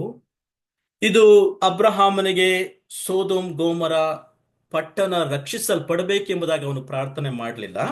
ಒಂದು ಕಡೆ ಅದು ಪ್ರಾಮುಖ್ಯವಾಗಿದೆ, ಆದ್ರೆ ಅಲ್ಲಿರ್ತಕ್ಕಂಥ ನೀತಿವಂತರು ಸಂರಕ್ಷಿಸಲ್ಪಡಲಿ ಎಂಬುದಾಗಿ ಅವನು ಪ್ರಾರ್ಥನೆ ಮಾಡ್ತಾನೆ. ಯಾಕಂದ್ರೆ ತನ್ನ ಸ್ವಂತ ಅಣ್ಣನ ಮಗನಾಗಿರ್ತಕ್ಕಂಥ ಲೋಟನು ಅವನ ಕುಟುಂಬದವರು ಅಲ್ಲಿ ಸಿಕ್ಕಿ ಹಾಕೊಂಡಿದ್ರು. ಈ ಗಮನಿಸಿ 22ನೇ ವಚನ, 18ನೇ 22ನೇ ವಚನ. ಆ ಮನುಷ್ಯರು ಅಂದ್ರೆ ಅಬ್ರಹಾಮನಿಗೆ ಕಾಣಿಸಿಕೊಂಡಂತ ಆ ಮನುಷ್ಯರು ಅಲ್ಲಿಂದ ಸೋದೋಮಿನ ಕಡೆಗೆ ಹೋದರು. ಆದರೆ ಅಬ್ರಹಾಮನು ಯೆಹೋವನಿಗೆ ಎದುರಾಗಿ ಇನ್ನೂ ನಿಂತುಕೊಂಡ. ಇದು ಬಹಳ ಪ್ರಾಮುಖ್ಯ. ಈ ಪ್ರಾರ್ಥನೆ ಏನಂತಾರೆ ಅಂದ್ರೆ, ಒಂದು ವಿಜ್ಞಾಪನೆಯ ಪ್ರಾರ್ಥನೆ. ದೇವರ ಮುಂದೆ ಬೇರೆಯವರಿಗೋಸ್ಕರ ಪರಿತಪಿಸುವಂಥದ್ದು, ಮೊರೆ ಇಡುವಂಥದ್ದು, ಅಥವಾ ಭಾರವುಳ್ಳವರಾಗಿ ಅವ್ರಿಗೋಸ್ಕರ ಪ್ರಾರ್ಥಿಸುವಂಥದ್ದು, ಎದುರಾಗಿ ನಿಂತ್ಕೊಂಡ. ಆಗ ಅಬ್ರಹಾಮನ ಹತ್ತಿರಕ್ಕೆ ಬಂದು ಈ ರೀತಿಯಾಗಿ ಪ್ರಾರ್ಥನೆ ಮಾಡ್ತಾನೆ, ನೀನು ದುಷ್ಟರ ಸಂಗಡ ನೀತಿವಂತರನ್ನು ನಾಶ ಮಾಡ್ತೀಯಾ? ಅಂದ್ರೆ ಸೋದೋಮ್ ಗೋಮರ ಪಟ್ಟಣ ಒಂದು ದುಷ್ಟ ಪಟ್ಟಣ. ಅದನ್ನು ನೀನು ನಾಶ ಮಾಡಬೇಕೆಂಬುದಾಗಿ ಅಂದುಕೊಂಡಿದ್ದೀಯಾ? ನಿನ್ನ ನಿನ್ನ ಒಂದು ಚಿತ್ತವೇ ನೆರವೇರುತ್ತೆ. ಆದ್ರೆ ಆ ದುಷ್ಟರ ಸಂಗಡ ನೀತಿವಂತರನ್ನು ಕೂಡ ನಾಶ ಮಾಡ್ತೀಯ ದೇವರೇ ಎಂಬುದಾಗಿ ಪ್ರಶ್ನೆ ಮಾಡ್ತಾನೆ. ಒಂದು ವೇಳೆ ಆ ಊರೊಳಗೆ ಅಥವಾ ಆ ಪಟ್ಟಣದೊಳಗೆ 50 ಮಂದಿ ನೀತಿವಂತರಿದ್ದಾರು ಎಂಬುದಾಗಿ ಅಂದ್ಕೊಳ್ಳಿ. ಅದರಲ್ಲಿ 50 ಮಂದಿ ನೀತಿವಂತರನ್ನು ಕೂಡ ಆ ಸ್ಥಳವನ್ನು ಉಳಿಸದೆ ನಾಶ ಮಾಡ್ತೀಯ ದೇವರೇ ಎಂಬುದಾಗಿ ಕೇಳ್ತಾನೆ. ಈ ರೀತಿಯಾಗಿ ದುಷ್ಟರಿಗೂ ಶಿಷ್ಟರಿಗೂ ಭೇದ ಮಾಡದೆ ದುಷ್ಟರ ಸಂಗಡ ನೀತಿವಂತರನ್ನು ಸಂಹರಿಸ್ಬಿಡ್ತೀಯ ದೇವರೇ ಎಂಬುದಾಗಿ ಕೇಳ್ಕೊಳ್ತಾನೆ. ಆ ಸರ್ವ ಲೋಕಕ್ಕೆ ನೀನು ನ್ಯಾಯ ತೀರಿಸುವವನು, ನ್ಯಾಯವನ್ನೇ ನಡೆಸುವನಲ್ಲವೇ ಎಂಬುದಾಗಿ ದೇವರ ಮುಂದೆ ಪ್ರಾರ್ಥನೆ ಮಾಡ್ತಾನೆ. ಆಗ ದೇವರು ಹೇಳ್ತಾನೆ, ಸೊದೋಮನಲ್ಲಿ 50 ಮಂದಿ ನೀತಿವಂತರಿದ್ರೆ ನನಗೆ ಸಿಕ್ಕಿದರೆ ಒಂದು ವೇಳೆ ಅವರ ನಿಮಿತ್ತ ಆ ಊರನ್ನೆಲ್ಲ ಆ ಪಟ್ಟಣವನ್ನೆಲ್ಲ ನಾನು ಉಳಿಸ್ತೇನೆ ಎಂಬುದಾಗಿ ದೇವರು ಹೇಳಿ. ಈ ರೀತಿಯಾಗಿ ಅವನು ಒಂದೊಂದಾಗಿ ಪ್ರಾರ್ಥನೆ ಮಾಡ್ಕೊಳ್ತಾ ಹೋಗ್ತಾನೆ. 50ರಿಂದ 45ಕ್ಕೆ ಬರ್ತಾನೆ, 40ಕ್ಕೆ ಬರ್ತಾನೆ, ಕೊನೆಯದಾಗಿ 10 ಜನಕ್ಕೆ ಬರ್ತಾನೆ. ಇವನ ಉದ್ದೇಶ ಏನಾಗಿತ್ತಂದ್ರೆ ಆ ಪಟ್ಟಣದಲ್ಲಿ ಸಿಕ್ಕಿ ಹಾಕೊಂಡಿರ್ತಕ್ಕಂಥ ನೀತಿವಂತನಾದಂಥ ಲೋಟನು ಅವನ ಮನೆಯವರು ಸಂರಕ್ಷಿಸಲ್ಪಡಬೇಕು ಎಂಬುದಾಗಿ ಪ್ರಾರ್ಥನೆ ಮಾಡ್ತಾನೆ. ನಾನ್ ನಂಬ್ತೇನೆ, ಪ್ರತಿಯೊಂದು ಪಟ್ಟಣದಲ್ಲಿ ದೇವರು ದೇವ ಜನರ ಪ್ರಸನ್ನತೆ ಅಥವಾ ದೇವರು ತನ್ನದೇ ಆದಂತ ಜನರನ್ನು ನೇಮಿಸಿದ ಕಾರಣ, ಸೊ ಅವರ ನಿಮಿತ್ತ ದೇವರ ಕೋಪಾಗ್ನಿ ಇನ್ನ ಮಿಕ್ಕಾದವರ ಮೇಲೆ ಬೀಳ್ತಾ ಇಲ್ಲ. ಕಾರಣವೇನೆಂದ್ರೆ ದೇವರ ಮಕ್ಕಳ ಪ್ರಸನ್ನತೆ ಪ್ರತಿಯೊಂದು ಪಟ್ಟಣದಲ್ಲಿ ಆ ಸ್ಥಳಗಳಲ್ಲಿ ತುಂಬಿಕೊಂಡಿರ್ತದೆ. ಸೊ ಇಲ್ಲಿ ಅಬ್ರಹಾಮನ ನಂಬಿಕೆ ಏನಾಗಿತ್ತಂದ್ರೆ, ದೇವರೇ ಅಲ್ಲಿರ್ತಕ್ಕಂಥ ನೀತಿವಂತರನ್ನು ನೀನು ಸಂರಕ್ಷಿಸು ಎಂಬುದಾಗಿ ಪ್ರಾರ್ಥನೆ ಮಾಡ್ತಾನೆ. ಇವನ ಪ್ರಾರ್ಥನೆಯನ್ನು ಕಾಲಕ್ರಮೇಣ ದೇವರು ಹೇಗೆ ನೆರವೇರಿಸ್ತಾನೆ ಅಂದ್ರೆ, ಆ ಲೋಟನನ್ನು ಮತ್ತು ಅವನ 2 ಮಕ್ಕಳನ್ನು ಆ ಒಂದು ಬೆಂಕಿಯ ಒಂದು ಬಾಯಿಂದ ತಪ್ಪಿಸಿ ಅವರು ಸೋದೋಮ್ ಗೋಮರ ಪಟ್ಟಣವನ್ನು ಆ ಆ ಆ ತಪ್ಪಿಸಿಕೊಳ್ಳುವಂತೆ ಸಹಾಯ ಮಾಡ್ತಾನೆ. ಶಿಲಿಂದ ನಮಗೆ ಅರ್ಥವಾಗ್ತಾ ಇದೆ, ಅಬ್ರಹಾಮನು ಪ್ರಾರ್ಥಿಸುವಂತ ವ್ಯಕ್ತಿ, ವಿಜ್ಞಾಪನೆ ಮಾಡುವಂತ ವ್ಯಕ್ತಿ, ತನ್ನ ಜನರಿಗೋಸ್ಕರ ಅವರ ಸಂರಕ್ಷಣೆಗೋಸ್ಕರ ಯಾವಾಗಲೂ ದೇವರ ಮುಂದೆ ನಿಂತುಕೊಂಡು ಪರಿತಪಿಸುವಂತ ವ್ಯಕ್ತಿಯಾಗಿದ್ದ ಎಂಬುದನ್ನು ನಾವು ಇದರ ಮೂಲಕ ಕಲ್ತ್ಕೊಳ್ತಾ ಇದ್ದೇವೆ. ಓಕೆ, ಇನ್ನೊಂದು ವಿಷಯಕ್ಕೆ ನಾವು ಬರೋಣ. ಇನ್ನೊಬ್ಬ ವ್ಯಕ್ತಿ ಇದ್ದಾನೆ. ನೀವು 2ನೇ ಒಂದು ಪೂರ್ವಕಾಲ ವೃತ್ತಾಂತಕ್ಕೆ ಹೋದ್ರೆ, 2ನೇ ಪೂರ್ವಕಾಲ ವೃತ್ತಾಂತ ಅಲ್ಲಿ ಒಬ್ಬ ವ್ಯಕ್ತಿಯ ಬಗ್ಗೆ ನಮಗೆ ಬಹಳ ಸ್ಪಷ್ಟವಾಗ್ತಾ ಇದೆ. ಇವನು ಯಹೂದ್ಯರ ರಾಜನಾಗಿದ್ದ. ಆದ್ರೆ ಯಹೂದ್ಯರಿಗೆ ಅಥವಾ ಇಸ್ರಾಯೇಲರಿಗೆ ವಿರುದ್ಧವಾಗಿ ಒಂದು ದೊಡ್ಡ ಸೈನ್ಯ ಅವರನ್ನು ನಾಶ ಮಾಡಬೇಕೆಂಬುದಾಗಿ ಮುಂದೆ ಬರ್ತಾ ಇತ್ತು. ಆ ಸಂದರ್ಭದಲ್ಲಿ ಇವನು ತನ್ನ ಜನರಿಗೋಸ್ಕರ ಯಾವ ರೀತಿಯಾಗಿ ಪ್ರಾರ್ಥನೆ ಮಾಡ್ದ ಎಂಬುದನ್ನು ನಾನು ನಿಮಗೆ ತೋರಿಸ್ಕೊಡ್ಲಿಕ್ಕೆ ಇಷ್ಟಪಡ್ತೇನೆ.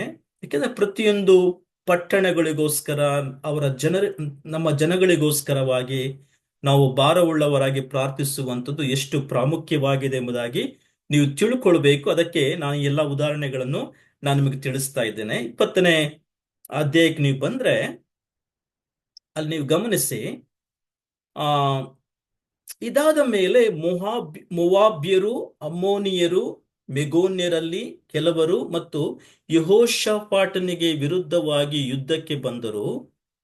ಈಗ ನೋಡಿ, ಮಹಾಸಮೂಹವು ನಿನಗೆ ವಿರುದ್ಧವಾಗಿ ಲವಣ ಸಮುದ್ರದ ಆಚೆಯಲ್ಲಿರುವ ಆರಾಮ್ ಪ್ರಾಂತ್ಯದ ಕಡೆಯಿಂದ ಬಂದು ಈಗ ಎಂಗೆದೇನಿಸಿಕೊಳ್ಳುವ ಎಚ್ನೋನ್ ತಾಮಾರದಲ್ಲಿರುತ್ತಾರೆ ಎಂಬುದಾಗಿ ತಿಳಿಸ್ತಾ ಇದ್ದಾನೆ ಒಬ್ಬ ದೂತ ಬಂದು. ಆಗ ಯೆಹೋಷಾಫಾಟನು ಎದರಿದನು ಎಂಬುದಾಗಿ ಇಲ್ಲಿ ಬರೆಯಲ್ಪಟ್ಟಿದೆ. ಎದರಿ ಯೆಹೋವನನ್ನು ಆಶ್ರಯಿಸಬೇಕೆಂದು ನಿರ್ಣಯಿಸಿಕೊಂಡು ಯಹೂದರೆಲ್ಲರೂ ಉಪವಾಸ ಮಾಡಬೇಕೆಂದು ಪ್ರಕಟಿಸ್ತಾನೆ.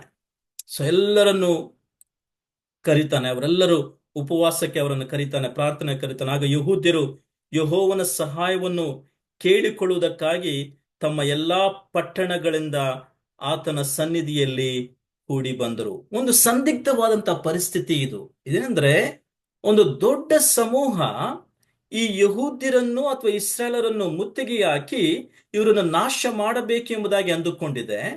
ಇನ್ನೊಂದು ಕಡೆ ಯೆಹೋಷಾಫಾಟನು ಆ ಒಂದು ಪಟ್ಟಣದಲ್ಲಿರ್ತಕ್ಕಂಥ ಎಲ್ಲಾ ಜನಗಳು ಒಟ್ಟಾಗಿ ದೇವರ ಮುಂದೆ ಬಂದು ಪ್ರಾರ್ಥಿಸ್ತಾ ಇದ್ದಾರೆ, ಉಪವಾಸದಲ್ಲಿ ಪ್ರಾರ್ಥಿಸ್ತಾ ಇದ್ದಾರೆ. ನೋಡಿ ಅವನ ಪ್ರಾರ್ಥನೆ ಏನಾಗಿತ್ತು.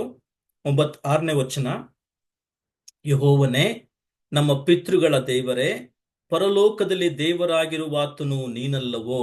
ಇಲ್ಲಿ ಅವನು ಅರ್ಥ ಮಾಡ್ಕೊಳ್ತಾ ಇದ್ದಾನೆ, ಪರಲೋಕದಲ್ಲಿ ನೀನು ಆಳ್ವಿಕೆ ಮಾಡುತ್ತಾ ಇದ್ದೀಯಾ, ಎಲ್ಲಾ ಒಂದು ಮನುಷ್ಯರ ಒಂದು ಆಗು ಹೋಗುಗಳನ್ನು ನೀನು ತಿಳ್ಕೊಂಡಿದ್ದೀಯಾ, ನಿನಗೆ ತಿಳಿಯದೇ ಇರತಕ್ಕಂಥದ್ದು ಯಾವುದೂ ಇಲ್ಲ ಎಂಬುದಾಗಿ ದೇವರ ಸಾರ್ವಭೌಮತೆಯನ್ನು ಅವನು ಅರ್ಥ ಮಾಡಿಕೊಳ್ತಾನೆ. ನೀನು ಜನಾಂಗಗಳ ಎಲ್ಲಾ ರಾಜ್ಯಗಳನ್ನು ಆಳುವವನಾಗಿದ್ದೀಯಾ, ಎಲ್ಲವನ್ನು ಆಳುವಾತನು, ಪರಲೋಕದಿಂದ ಆಳುವಾತನು. ನಿನ್ನ ಹಸ್ತದಲ್ಲಿ ಬಲ ಪರಾಕ್ರಮಗಳಿದ್ದಾವೆ, ನಿನ್ನೆದುರಿನಲ್ಲಿ ಯಾರು ನಿಲ್ಲರಾರರು. ಒಪ್ಕೊಳ್ತಾ ಇದ್ದಾನೆ, ದೇವರೇ, ನಾವು ಇಂಥ ಸಂದಿಗ್ಧವಾದಂಥ ಪರಿಸ್ಥಿತಿಗೆ ಒಳಗಾಗಿದ್ದೇವೆ, ಆದರೆ ನೀನು ಎಲ್ಲದಕ್ಕಿಂತ ಬಲಿಷ್ಠನು, ಬಲವಂತನು ಮತ್ತು ಸರ್ವ ಶಕ್ತನಾಗಿದ್ದೀಯ, ಮತ್ತು ನಿನ್ನಲ್ಲಿ ಪರಾಕ್ರಮಗಳಿದ್ದಾವೆ ಎಂಬುದಾಗಿ ಒಪ್ಪಿಕೊಳ್ತಾ ಇದ್ದಾನೆ. ಸೊ ನಮ್ಮ ದೇವರಾದ ನೀನು ನಿನ್ನ ಪ್ರಜೆಗಳಾದ ಇಸ್ರಾಯೇಲರ ಎದುರಿನಿಂದ ಈ ದೇಶಗಳ ನಿವಾಸಿಗಳನ್ನು ಹೊರಡಿಸಿ ದೇಶವನ್ನು ನಿನ್ನ ಸ್ನೇಹಿತನ ಅಬ್ರಹಾಮನ ಸಂತಾನದವರಿಗೆ ಶಾಶ್ವತ ಸ್ವಾಸ್ಥ್ಯವನ್ನು ಕೊಟ್ಟಿಯಲ್ಲ.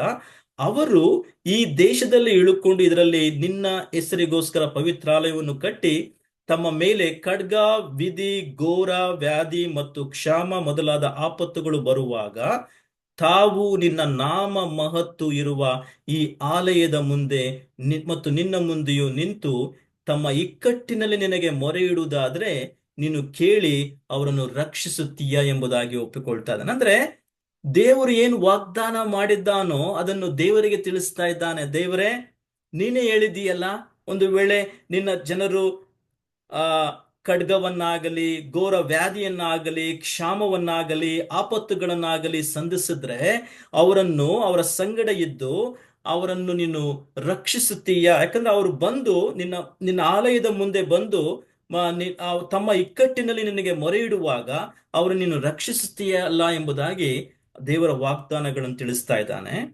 ಹೀಗೆ ಹೇಳ್ತಾನೆ, ಈ ಅಮ್ಮೋನಿಯರನ್ನು, ಮುವಾಬ್ಯರನ್ನು, ಸೇಯಿರ್ ಪರ್ವತ ದೇಶದವರನ್ನು ನೋಡು. ಇಸ್ರಾಯೇಲರು ಐಗುಪ್ತ ದೇಶದಿಂದ ಬರುತ್ತಿದ್ದಾಗ ಇವರು ದೇಶದಲ್ಲಿ ನುಗ್ಗಬಾರದೆಂದು ನಿನ್ನಿಂದ ಅಪ್ಪಣೆ ಹೊಂದಿ ಇವರನ್ನು ಸಂಹರಿಸದೆ ಓರೆಯಾಗಿ ಹೋದರಲ್ಲ. ಸೊ ಅದನ್ನು ತಿಳಿಸ್ತಾ ಇದ್ದಾನೆ, ಅವರು ಮಾಡಿದಂತ ಅಪರಾಧಗಳನ್ನು ತಿಳಿಸ್ತಾನೆ. ಈಗ ಇವರು ಉಪಕಾರಕ್ಕೆ ಅಪಕಾರ ಮಾಡಿ ನೀನು ನಮಗೆ ಅನುಗ್ರಹಿಸಿದ ಸ್ವಾಸ್ಥ್ಯದೊಳಗಿಂದ ನಮ್ಮನ್ನು ಹೊರಡಿಸುವುದಕ್ಕೋಸ್ಕರ ನಮ್ಮ ಮೇಲೆ ಯುದ್ಧಕ್ಕೆ ಬರುತ್ತಾ ಇದ್ದಾರೆ. ಅಂದ್ರೆ ಒಂದು ವೇಳೆ ಆ ಇಡೀ ದೊಡ್ಡ ಸಮೂಹ ಈ ಇಸ್ರಾಯೇಲರ ಮೇಲೆ ಯುದ್ಧಕ್ಕೆ ಬಂದುದಾದ್ರೆ ಅವರು ಸಂಪೂರ್ಣವಾಗಿ ನಾಶವಾಗಿ ಹೋಗ್ತಾ ಇದ್ರು. ಆದ್ರೆ ಇವನು ದೇವರ ಮುಂದೆ ಪ್ರಾರ್ಥನೆ ಮಾಡ್ತಾ ಇದ್ದಾನೆ, ಇಡೀ ಒಂದು ಜನರೆಲ್ಲರನ್ನು ಪ್ರಾರ್ಥನೆಗೆ ಕರೀತಾ ಇದ್ದಾನೆ, ಉಪವಾಸಕ್ಕೆ ಕರೀತಾ ಇದ್ದಾನೆ.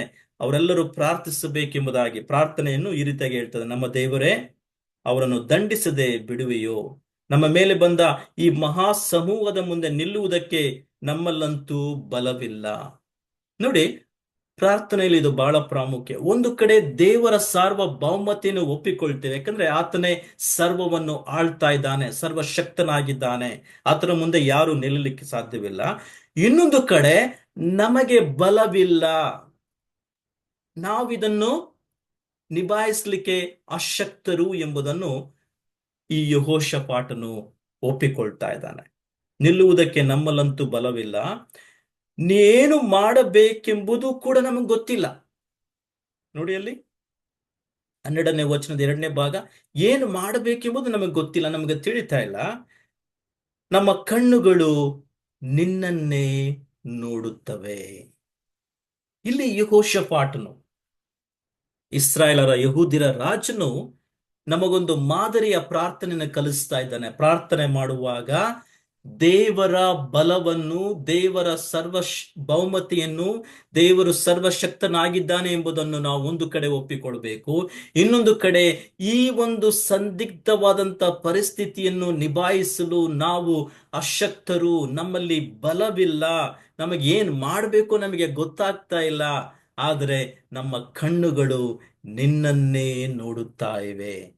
ಅರ್ಥ ಏನಂದ್ರೆ, ದೇವರೇ ನಿನ್ನ ಸಹಾಯಕ್ಕೋಸ್ಕರವಾಗಿ. ಒಂದು ಕಡೆ ಕೀರ್ತನೆಗಾರನೇ ಹೇಳ್ತಾನೆ, ಈಗ ನನ್ನ ಸಹಾಯ ಎಲ್ಲಿಂದ ಬರುತ್ತೆ? ನಾನು ಕಣ್ಣೆತ್ತಿ ಪರ್ವತಗಳ ಕಡೆಗೆ ನೋಡ್ತೇನೆ, ಪರ್ವತಗಳಿಂದ ಬರೋದಿಲ್ಲ, ಭೂ ರಾಜರುಗಳಿಂದ ಬರೋದಿಲ್ಲ, ಬಲಿಷ್ಠವಾದಂತ ಜನರಿಂದ ಬರೋದಿಲ್ಲ.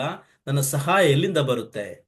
ಭೂಮಿ ಆಕಾಶಗಳನ್ನು ಉಂಟು ಮಾಡಿದಂತ ಸರ್ವಶಕ್ತನಾಗಿರ್ತಕ್ಕಂಥ, ಅಥವಾ ಆ ಒಂದು ಸೃಷ್ಟಿಕರ್ತನಾಗಿರ್ತಕ್ಕಂಥ ಒಬ್ಬನೇ ದೇವರು, ವಿಮೋಚಕನಾಗಿರ್ತಕ್ಕಂಥ ದೇವರ ಮೂಲಕವಾಗಿ ನನ್ನ ಸಹಾಯ ಬರುತ್ತೆ ಎಂಬುದಾಗಿ. ಇದನ್ನ ಯೆಹೋಷಾಫಾಟನು ಅರ್ಥ ಮಾಡಿಕೊಂಡು ದೇವರ ಮುಂದೆ ಈ ರೀತಿಯಾಗಿ ಹೇಳ್ತಾ ಇದ್ದಾನೆ. ಎಲ್ಲಾ ಯಹೂದ್ಯರು, ಅವನ ಹೆಂಡತಿ ಮಕ್ಕಳು ಯೆಹೋವನ ಸನ್ನಿಧಿಯಲ್ಲಿ ಈ ರೀತಿಯಾಗಿ ಪ್ರಾರ್ಥನೆ ಮಾಡ್ತಾ ಇದ್ರು. ಇಲ್ಲ ಕಾಲಕ್ರಮೇಣ ನಾವು ನೋಡ್ತೇವೆ, ಇವನ ಪ್ರಾರ್ಥನೆಯನ್ನು ದೇವರು ನೆರವೇರಿಸಿದ. ಆ ಇಡೀ ಇಸ್ರಾಯೇಲ್ ಸಮೂಹ ಒಟ್ಟಾಗಿ ಸೇರಿ ಬಂದು ಪ್ರಾರ್ಥಿಸುವಾಗ, ವಿಜ್ಞಾಪನೆ ಮಾಡುವಾಗ, ದೇವರಿಗೆ ಕೃತಜ್ಞತಾ ಸ್ತುತಿ ಸಲ್ಲಿಸುವಾಗ ಅಲ್ಲಿ ಒಂದು ದೊಡ್ಡ ಅದ್ಭುತವೇ ನಡೆಯಿತು. ಅದೇನೆಂದ್ರೆ, ಇವನಿಗೆ ವಿರುದ್ಧವಾಗಿ ಬಂದಂತ ಆ ದೊಡ್ಡ ಮಹಾ ಸಮೂಹ ನಾಶವಾಯಿತು, ಇವರಿಗೆ ಮತ್ತೆ ಬಿಡುಗಡೆಯಾಯಿತು. ಇಲ್ಲಿಂದ ನಾವು ಕಲ್ತ್ಕೊಳ್ತಾ ಇದ್ದೇವೆ, ಯೆಹೋಷಾಫಾಟನ ಒಂದು ಉದಾಹರಣೆಯಿಂದ ನಾವೇನ್ ಕಲ್ತ್ಕೊಳ್ತಾ ಇದ್ದೇವೆ ಅಂದ್ರೆ, ನಮಗೆ ವಿರುದ್ಧವಾಗಿ ಬರುವಂತ ಅನೇಕ ಶೋಧನೆಗಳ ಮೇಲೆ, ಅನೇಕ ಕಷ್ಟಗಳ ಮೇಲೆ, ಅನೇಕ ಸಂದಿಗ್ಧವಾದಂತ ಪರಿಸ್ಥಿತಿಗಳ ಮೇಲೆ ನಮಗೆ ಜಯ ಸಿಗಬೇಕಾದ್ರೆ ನಾವು ಮಾಡ್ಬೇಕಾದ್ದು ಒಂದೇ, ಅದೇನೆಂದ್ರೆ ದೇವರ ಸಾರ್ವಭೌಮತೆಯನ್ನು ಒಪ್ಪಿಕೊಳ್ಬೇಕು, ದೇವರು ಸರ್ವಶಕ್ತನು ಎಂಬುದಾಗಿ ಒಪ್ಪಿಕೊಳ್ಬೇಕು. ಎರಡನೇದಾಗಿ, ನಮ್ಮಲ್ಲಂತೂ ಬಲವಿಲ್ಲ, ದೇವರೇ ನಿನ್ನ ಬಲದ ಮೇಲೆ ಆತುಕೊಂಡಿದೆ ಎಂಬುದಾಗಿ ಒಪ್ಪಿಕೊಳ್ಬೇಕು. ಮೂರನೇದಾಗಿ, ನಮ್ಮ ಕಣ್ಣುಗಳು, ನಮ್ಮ ದೃಷ್ಟಿ ಯಾವಾಗಲೂ ದೇವರ ಸಹಾಯವನ್ನು ಕೋರ್ಬೇಕಾಗಿದೆ. ಇದನ್ನು ಯೆಹೋಷಾಫಾಟನು ಅವನ ಎಲ್ಲಾ ಜನರು ಮಾಡಿದ ಕಾರಣ ಅಲ್ಲಿ ಒಂದು ದೊಡ್ಡ ಅದ್ಭುತವೇ ನಡೆಯಿತು. ಅವರಿಗೆ ಅವತ್ತು ಅವ್ರೇನು ಮಾಡ್ಲಿಲ್ಲ, ಯುದ್ಧಕ್ಕೆ ಹೋಗ್ಲಿಲ್ಲ, ಏನು ಮಾಡ್ಲಿಲ್ಲ. ಅಲ್ಲಿ ದೇವದೂತನು ಅವರ ಪರವಾಗಿ ಕಾರ್ಯ ಮಾಡಿ ಅವರಿಗೆ ದೊಡ್ಡ ಒಂದು ಸಂರಕ್ಷಣೆಯನ್ನು, ಒಂದು ಜಯವನ್ನು ಅನುಗ್ರಹಿಸಿಕೊಟ್ಟ. ಸೊ ಇಲ್ಲಿ ದೇವ ಜನರ ಸಂರಕ್ಷಣೆ, ದೇವ ಜನರ ಪಟ್ಟಣದಲ್ಲಿ ಜೀವಿಸುವಂತ ದೇವ ಜನರ ಸಂರಕ್ಷಣೆ, ಆ ಸಂರಕ್ಷಣೆಯ ಪ್ರಾರ್ಥನೆಯನ್ನು ಯೆಹೋಷಾಫಾಟನು ನಮಗೆ ಕಲಿಸ್ಕೊಡ್ತಾ ಇದ್ದಾನೆ.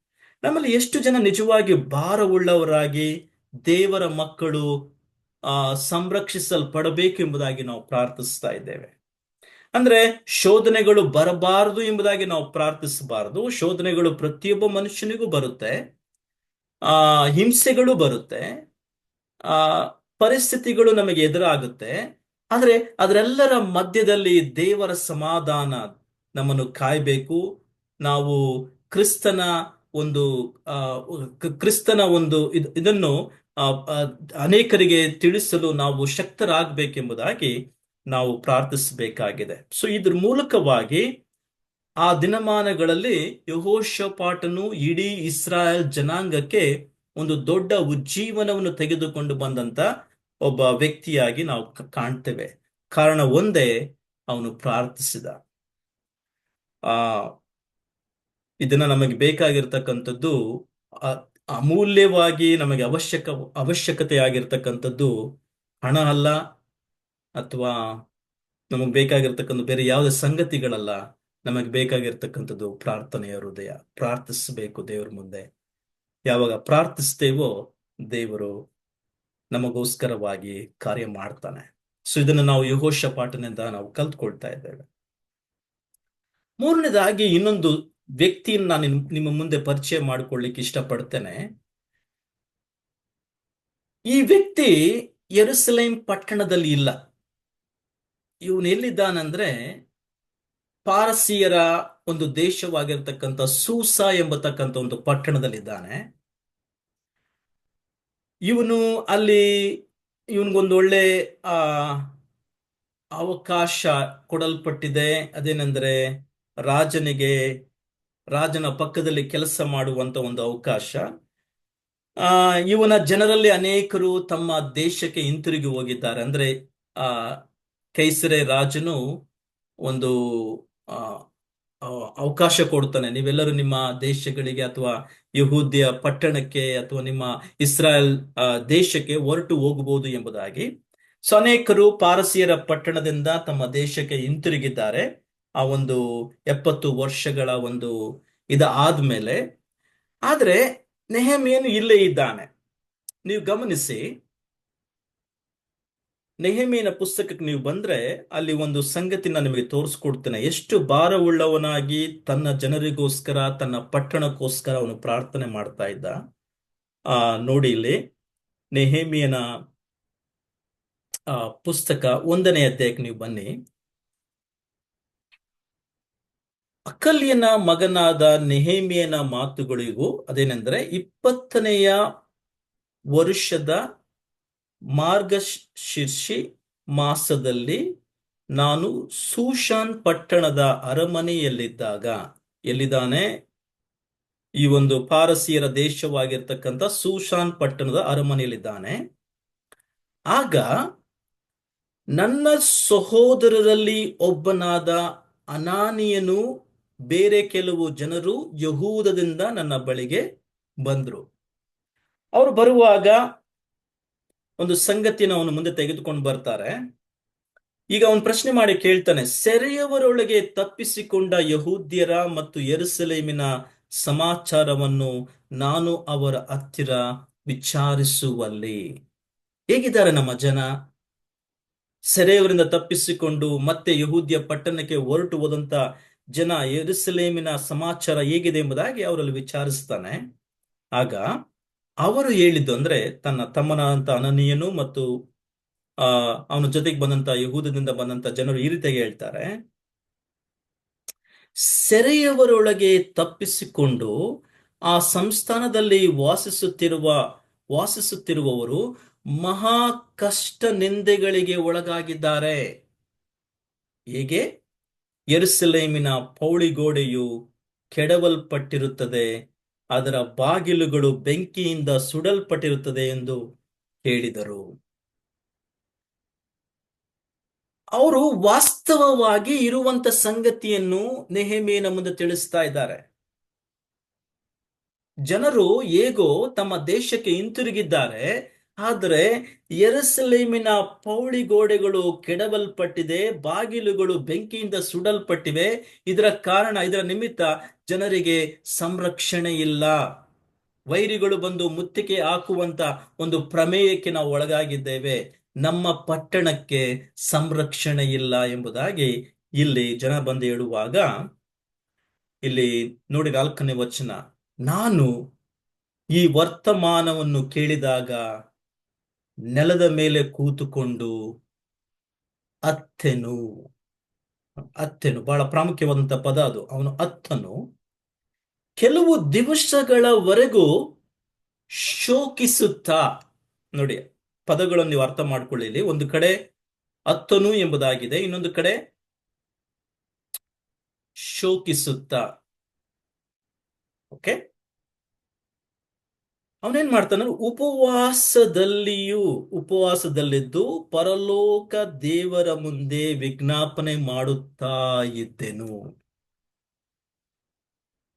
ಇಲ್ಲಿ 4 ಪದಗಳು ಬಹಳ ಪ್ರಾಮುಖ್ಯ. ಇಲ್ಲಿ ಅವನು ಅತ್ತನು, ಅವನು ಶೋಕಿಸುತ್ತಾ ಇದ್ದ, ಇನ್ನೊಂದು ಕಡೆ ಉಪವಾಸ, ಪ್ರಾರ್ಥನೆ, ಇವೆಲ್ಲವೂ ಕೂಡ ಇದರಲ್ಲಿ ಒಳಗೊಂಡಿದೆ.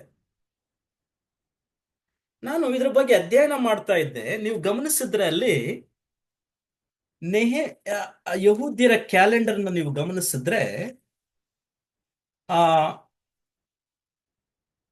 ಸುಮಾರು ನಮಗಿರ್ತಕ್ಕಂಥ ಕ್ಯಾಲೆಂಡರ್ ಪ್ರಕಾರ ನಾವು ರೋಮನ್ನರ ಕ್ಯಾಲೆಂಡರ್ ಅಥವಾ ಇಂಗ್ಲಿಷ್ ಕ್ಯಾಲೆಂಡರ್ ಅನ್ನು ನಾವು ಫಾಲೋ ಮಾಡ್ತೇವೆ. ಆದ್ರೆ ಯಹೂದ್ಯರ ಕ್ಯಾಲೆಂಡರ್ ಪ್ರಕಾರ ಅವರ ಮೊದಲನೇ ತಿಂಗಳು ನೀಸಾನ್ ತಿಂಗಳು, ಅವರ ಕೊನೆಯ ತಿಂಗಳು ಆಡಾರ್ ಎಂಬುದಾಗಿ ಆ ತಿಂಗಳಾಗಿದೆ, 12ನೇ ತಿಂಗಳು.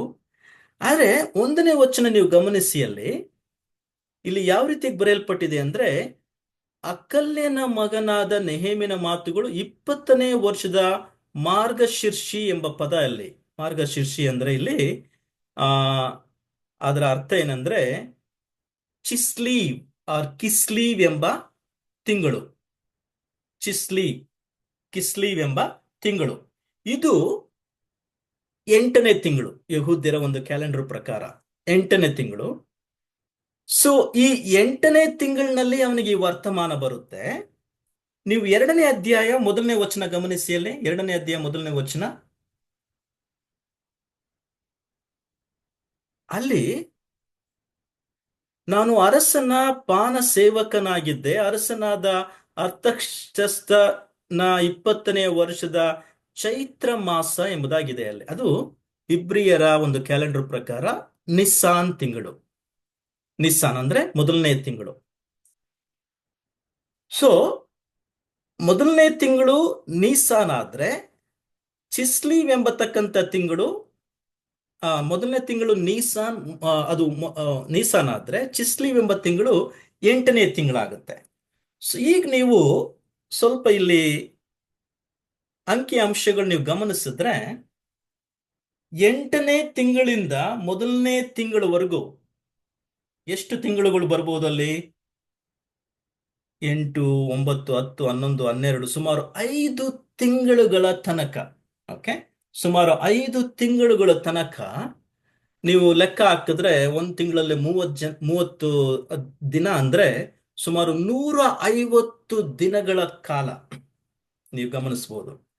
ಸುಮಾರು 150 ದಿನಗಳ ಕಾಲ ಅವನು ಏನ್ ಮಾಡ್ದ ಅಂದ್ರೆ, ರಾಜನ ಮುಂದೆ ನೇರವಾಗಿ ತೆಗೆದುಕೊಂಡು ಹೋಗಿ ಈ ವಿಷಯವನ್ನು ಪ್ರಸ್ತಾಪಿಸಲಿಲ್ಲ. ಸುಮಾರು 150 ದಿನಗಳವರೆಗೂ ಅವನು ಪ್ರಾರ್ಥನೆ ಮಾಡ್ತಾ ಇದ್ದ. ಎಲ್ಲಿವರೆಗೂ ದೇವರು ಅವನಿಗೆ ಪ್ರಾರ್ಥನೆ ಮಾಡುತ್ತಾ ಧೈರ್ಯವನ್ನು ಕೊಡ್ತಾನೋ ಅಲ್ಲಿವರೆಗೂ ಅವನು ಪ್ರಾರ್ಥನೆ ಮಾಡ್ದ. ಅವನ ಪ್ರಾರ್ಥನೆಗಳಲ್ಲಿ ಈ ಸಂಗತಿಗಳು ಬಹಳ ಸ್ಪಷ್ಟವಾಗಿ ನಮಗೆ ತೋರ್ಪಡ್ತಾ ಇದ್ದಾನೆ. ಅಂದ್ರೆ ಅವನು ಕಣ್ಣೀರಿಟ್ಟು ಅವ್ರಿಗೋಸ್ಕರ ಶೋಕಿಸುತ್ತಾ, ಉಪವಾಸ ಮಾಡುತ್ತಾ, ಪ್ರಾರ್ಥಿಸುತ್ತಾ ದೇವರ ಮುಂದೆ ವಿಜ್ಞಾಪನೆ ಮಾಡ್ತಾ ಇದ್ದ. ನಮ್ಮಲ್ಲಿ ಎಷ್ಟು ಜನ ನಮ್ಮ ಪರಿಸ್ಥಿತಿಗಳು, ಸಂದಿಗ್ಧವಾದಂತ ಪರಿಸ್ಥಿತಿಗಳು ಬದಲಾಗಬೇಕು, ಸಂರಕ್ಷಣೆ ಆಗಬೇಕು, ದೇವರ ಹಸ್ತ ನಮ್ಮ ಮೇಲೆ ಬರಬೇಕು, ನಾವು ದೇವರ ಒಂದು ಆತನ ಒಂದು ಇದನ್ನು ನಾವು ನಮ್ಮ ಜೀವಿತದಲ್ಲಿ ಅನುಭವಿಸಬೇಕೆಂಬುದಾಗಿ ಎಷ್ಟು ಜನ ಪರಿತಪಿಸಿ ತೊರೆದು ಸುಮಾರು ದಿನಗಳವರೆಗೂ, ತಿಂಗಳುಗಳವರೆಗೂ ಪ್ರಾರ್ಥಿಸುವುದಕ್ಕೆ ನಾವು ನಿಶ್ಚಯಿಸಿಕೊಂಡಿದ್ದೇವೆ. ಇದನ್ನು ನಾವು ಇಲ್ಲಿ ನೆಹೆಮೀಯನಿಂದ ಕಲ್ತ್ಕೊಳ್ತಾ ಇದ್ದೇವೆ. ಅವನು ಎಡೆಬಿಡದೆ ಸುಮಾರು 150 ದಿನಗಳ ತನಕ ಅವರಿಗೋಸ್ಕರ ಪ್ರಾರ್ಥನೆ ಮಾಡ್ತಾ ಇದ್ದ. ಯಾಕಂದ್ರೆ ದೇವರು ಅದರ ಮೂಲಕವಾಗಿ ಕಾರ್ಯ ಮಾಡ್ದ. ನಮಗ್ ಗೊತ್ತಿದೆ, ನೆಹೆಮೀಯನ ಇಡೀ ಪುಸ್ತಕ ನೀವು ಅಧ್ಯಯನ ಮಾಡಿದ್ರೆ, ಅವನು ಈ 5 ತಿಂಗಳುಗಳ ಅಥವಾ 5 ತಿಂಗಳುಗಳ ಪ್ರಾರ್ಥನೆ ಆದ್ಮೇಲೆ ಹೋಗಿ ರಾಜನನ್ನು ನೋಡ್ತಾನೆ. ಪಾನ ಸೇವಕನಾಗಿದ್ದ ಅಲ್ಲಿ ರಾಜನನ್ನು ನೋಡ್ತಾನೆ. ರಾಜನ್ ನೋಡಿದ್ಮೇಲೆ ನಿನ್ನಲ್ಲಿ ಏನ್ ಸಮಸ್ಯೆ ಆಗಿದೆ ಅಂತ ಕೇಳ್ತಾನೆ. ಈಗ ರಾಜನು ಈ ಒಂದು ನೆಹೆಮೀಯನು ತನ್ನ ಸಮಸ್ಯೆಯನ್ನು ರಾಜನ ಮುಂದೆ ಹೇಳ್ಕೊಂಡು ಆಮೇಲೆ ಹೇಳ್ತಾನೆ, ಈಗ ನಾನು ಹೊರಟು ಹೋಗಿ ನನ್ನ ಕಾರ್ಯವನ್ನು ನೆರವೇರಿಸಬೇಕಾಗಿದೆ. ಸೊ ಅವನು ಹೋಗ್ತಾನೆ, ಆ ಯೆರೂಸಲೇಮಿನ ಪೌಳಿ ಗೋಡೆಗಳನ್ನು ಎಬ್ಬಿಸ್ತಾನೆ, ಅಲ್ಲಿರ್ತಕ್ಕಂಥ ಎಲ್ಲದನ್ನು ಅವರಿಗೆ ಸಂರಕ್ಷಣೆ ಅನುಗ್ರಹಿಸಿಕೊಡ್ತಾನೆ. ಸುಮಾರು 52 ದಿನಗಳಲ್ಲಿ ಆ ಕಾರ್ಯವನ್ನು ಮಾಡಿ ಮುಗಿಸ್ತಾನೆ. ಕೇವಲ 52 ದಿನಗಳಲ್ಲಿ. ಸೊ ದೇವರು ಅವನಿಗೆ ಬಲ ಕೊಟ್ಟ, ಎಲ್ಲ ಸವಲತ್ತುಗಳನ್ನು ಕೊಟ್ಟ, ಕೃಪೆಯನ್ನು ಕೊಟ್ಟ, ಬಲವನ್ನು ಕೊಟ್ಟ, ಹಣವನ್ನು ಕೊಟ್ಟ, ಎಲ್ಲವನ್ನು ಒದಗಿಸಿಕೊಟ್ಟು ಆ ಕಾರ್ಯ ಮಾಡಿ ಮುಗಿಸುವಂತೆ ದೇವರು ಸಹಾಯ ಮಾಡ್ದ. ಇದರ ಮೂಲಕ ನಾನು ಏನ್ ಹೇಳಲಿಕ್ಕೆ ಇಷ್ಟಪಡ್ತೇನೆ ಅಂದ್ರೆ, ನಮ್ಮ ಪಟ್ಟಣಗಳಿಗೋಸ್ಕರ ನಾವು ದೇವರ ಮುಂದೆ ವ್ಯಥೆಯಿಂದ ಶೋಕಿಸಬೇಕು, ಪ್ರಾರ್ಥಿಸಬೇಕು, ಅಳಬೇಕು, ವಿಜ್ಞಾಪನೆ ಮಾಡಬೇಕು, ಪ್ರಾರ್ಥನೆ ಮಾಡಬೇಕು, ಉಪವಾಸ ಮಾಡಬೇಕೆಂಬುದನ್ನು ನಾನು ನಿಮಗೆ ಮತ್ತೆ ತಿಳಿಸ್ಕೊಡ್ಲಿಕ್ಕೆ ಇಷ್ಟಪಡ್ತಾ ಇದ್ದೇನೆ. ಇವನ ಪ್ರಾರ್ಥನೆಯಲ್ಲಿ ಏನೆಲ್ಲ ಒಳಗೊಂಡಿದೆ ಎಂದು ನೀವು ಅರ್ಥ ಮಾಡ್ಕೊಳ್ಬೇಕಾದ್ರೆ 5ನೇ ವಚನದಿಂದ ಓದ್ಕೊಂಡು ಹೋದ್ರೆ, ಅವನ ಪ್ರಾರ್ಥನೆಯಲ್ಲಿ ಅವನು ದೇವರ ಮುಂದೆ ತನ್ನ ಪಾಪಗಳನ್ನು ಒಪ್ಪಿಕೊಳ್ತಾ ಇದ್ದಾನೆ. ದೇವರ ಮಹಾತಿಶಯ ವಾಗ್ದಾನಗಳನ್ನು ಅವನು ನೆನೆಸ್ಕೊಳ್ತಾ ಇದ್ದಾನೆ ಮತ್ತು ದೇವರ ಕೃಪೆಗೋಸ್ಕರವಾಗಿ ದೇವರ ಮುಂದೆ ದೇವರ ಸಹಾಯಕ್ಕೋಸ್ಕರವಾಗಿ ಪ್ರಾರ್ಥಿಸ್ತಾ ಇದ್ದಾನೆ. ಸೊ ನೆಹೆಮೀಯನು ಆ ಇಡೀ ಒಂದು ನೆಹೆಮೀಯನ ಪುಸ್ತಕ ಪ್ರಾರ್ಥನೆಯ ಬಲವನ್ನು ನಮಗೆ ತೋರಿಸ್ತಾ ಇದೆ. ಒಬ್ಬ ವ್ಯಕ್ತಿ ದೇವರ ಮುಂದೆ ಪ್ರಾರ್ಥಿಸುವಾಗ ದೇವರು ಏನು ಮಾಡಲು ಶಕ್ತನು ಎಂಬುದನ್ನು ಅದು ನಮಗೆ ತೋರಿಸ್ಕೊಡ್ತಾ ಇದೆ. ಅವನ ಪೀಳಿಗೆಯ ಜನರಲ್ಲಿ ಆ ಪೀಳಿಗೆಯ ಜನರಲ್ಲಿ ಅವನ ಜನರಿಗೋಸ್ಕರ ಅವನು ಇಂಥ ಮಹತ್ತಾದಂಥ ಸಂಗತಿಯನ್ನು ಮಾಡಿ ಮುಗಿಸ್ತಾ, ನಮ್ಮ ಪೀಳಿಗೆಯ ಜನರಲ್ಲಿ ನಾವುಗಳು ಕಾವಲುಗಾರಗಳಾಗಿ ನಾವು ನೇಮಿಸಲ್ಪಟ್ಟಿದ್ದೇವಲ್ಲ, ನಾವುಗಳು ಕರ್ತನೆಗೋಸ್ಕರವಾಗಿ ಮಹತ್ತಾದುಗಳನ್ನು ಮಾಡಬೇಕಾದ್ರೆ ಪ್ರಾರ್ಥನೆ ಬಹಳ ಪ್ರಾಮುಖ್ಯ. ಅದನ್ನ ನೆಹೆಮೀಯ ನಮಗಿಲ್ಲಿ ಕಲಿಸ್ಕೊಡ್ತಾ ಇದ್ದಾನೆ. ಇನ್ನೊಬ್ಬ ವ್ಯಕ್ತಿ ಇದ್ದಾನೆ. ಇದು ನಕಾರಾತ್ಮಕವಾದಂತ ಒಂದು ಒಂದು ಉದಾಹರಣೆ, ಆದ್ರೆ ಇದರ ಮೂಲಕವೂ ಕೂಡ ನಾವು ಕಲ್ತ್ಕೊಳ್ಬಹುದು ದೇವರು ಆ ಜನರಿಗೋಸ್ಕರ ಎಷ್ಟು ಕರುಣಾಮಯಿಯಾಗಿದ್ದಾನೆ ಎಂಬುದನ್ನು ನಾವು ಅರ್ಥ ಮಾಡಿಕೊಳ್ತೇವೆ. ಒಂದು ಪಟ್ಟಣಕ್ಕೋಸ್ಕರ ದೇವರು ಎಷ್ಟು ಕರುಣಾಮಯಿಯಾಗಿದ್ದಾನೆ ಎಂಬುದು ಇದರ ಮೂಲಕ ನಮಗೆ ಗೊತ್ತಾಗ್ತಾ ಇದೆ. ನೀವು ಆ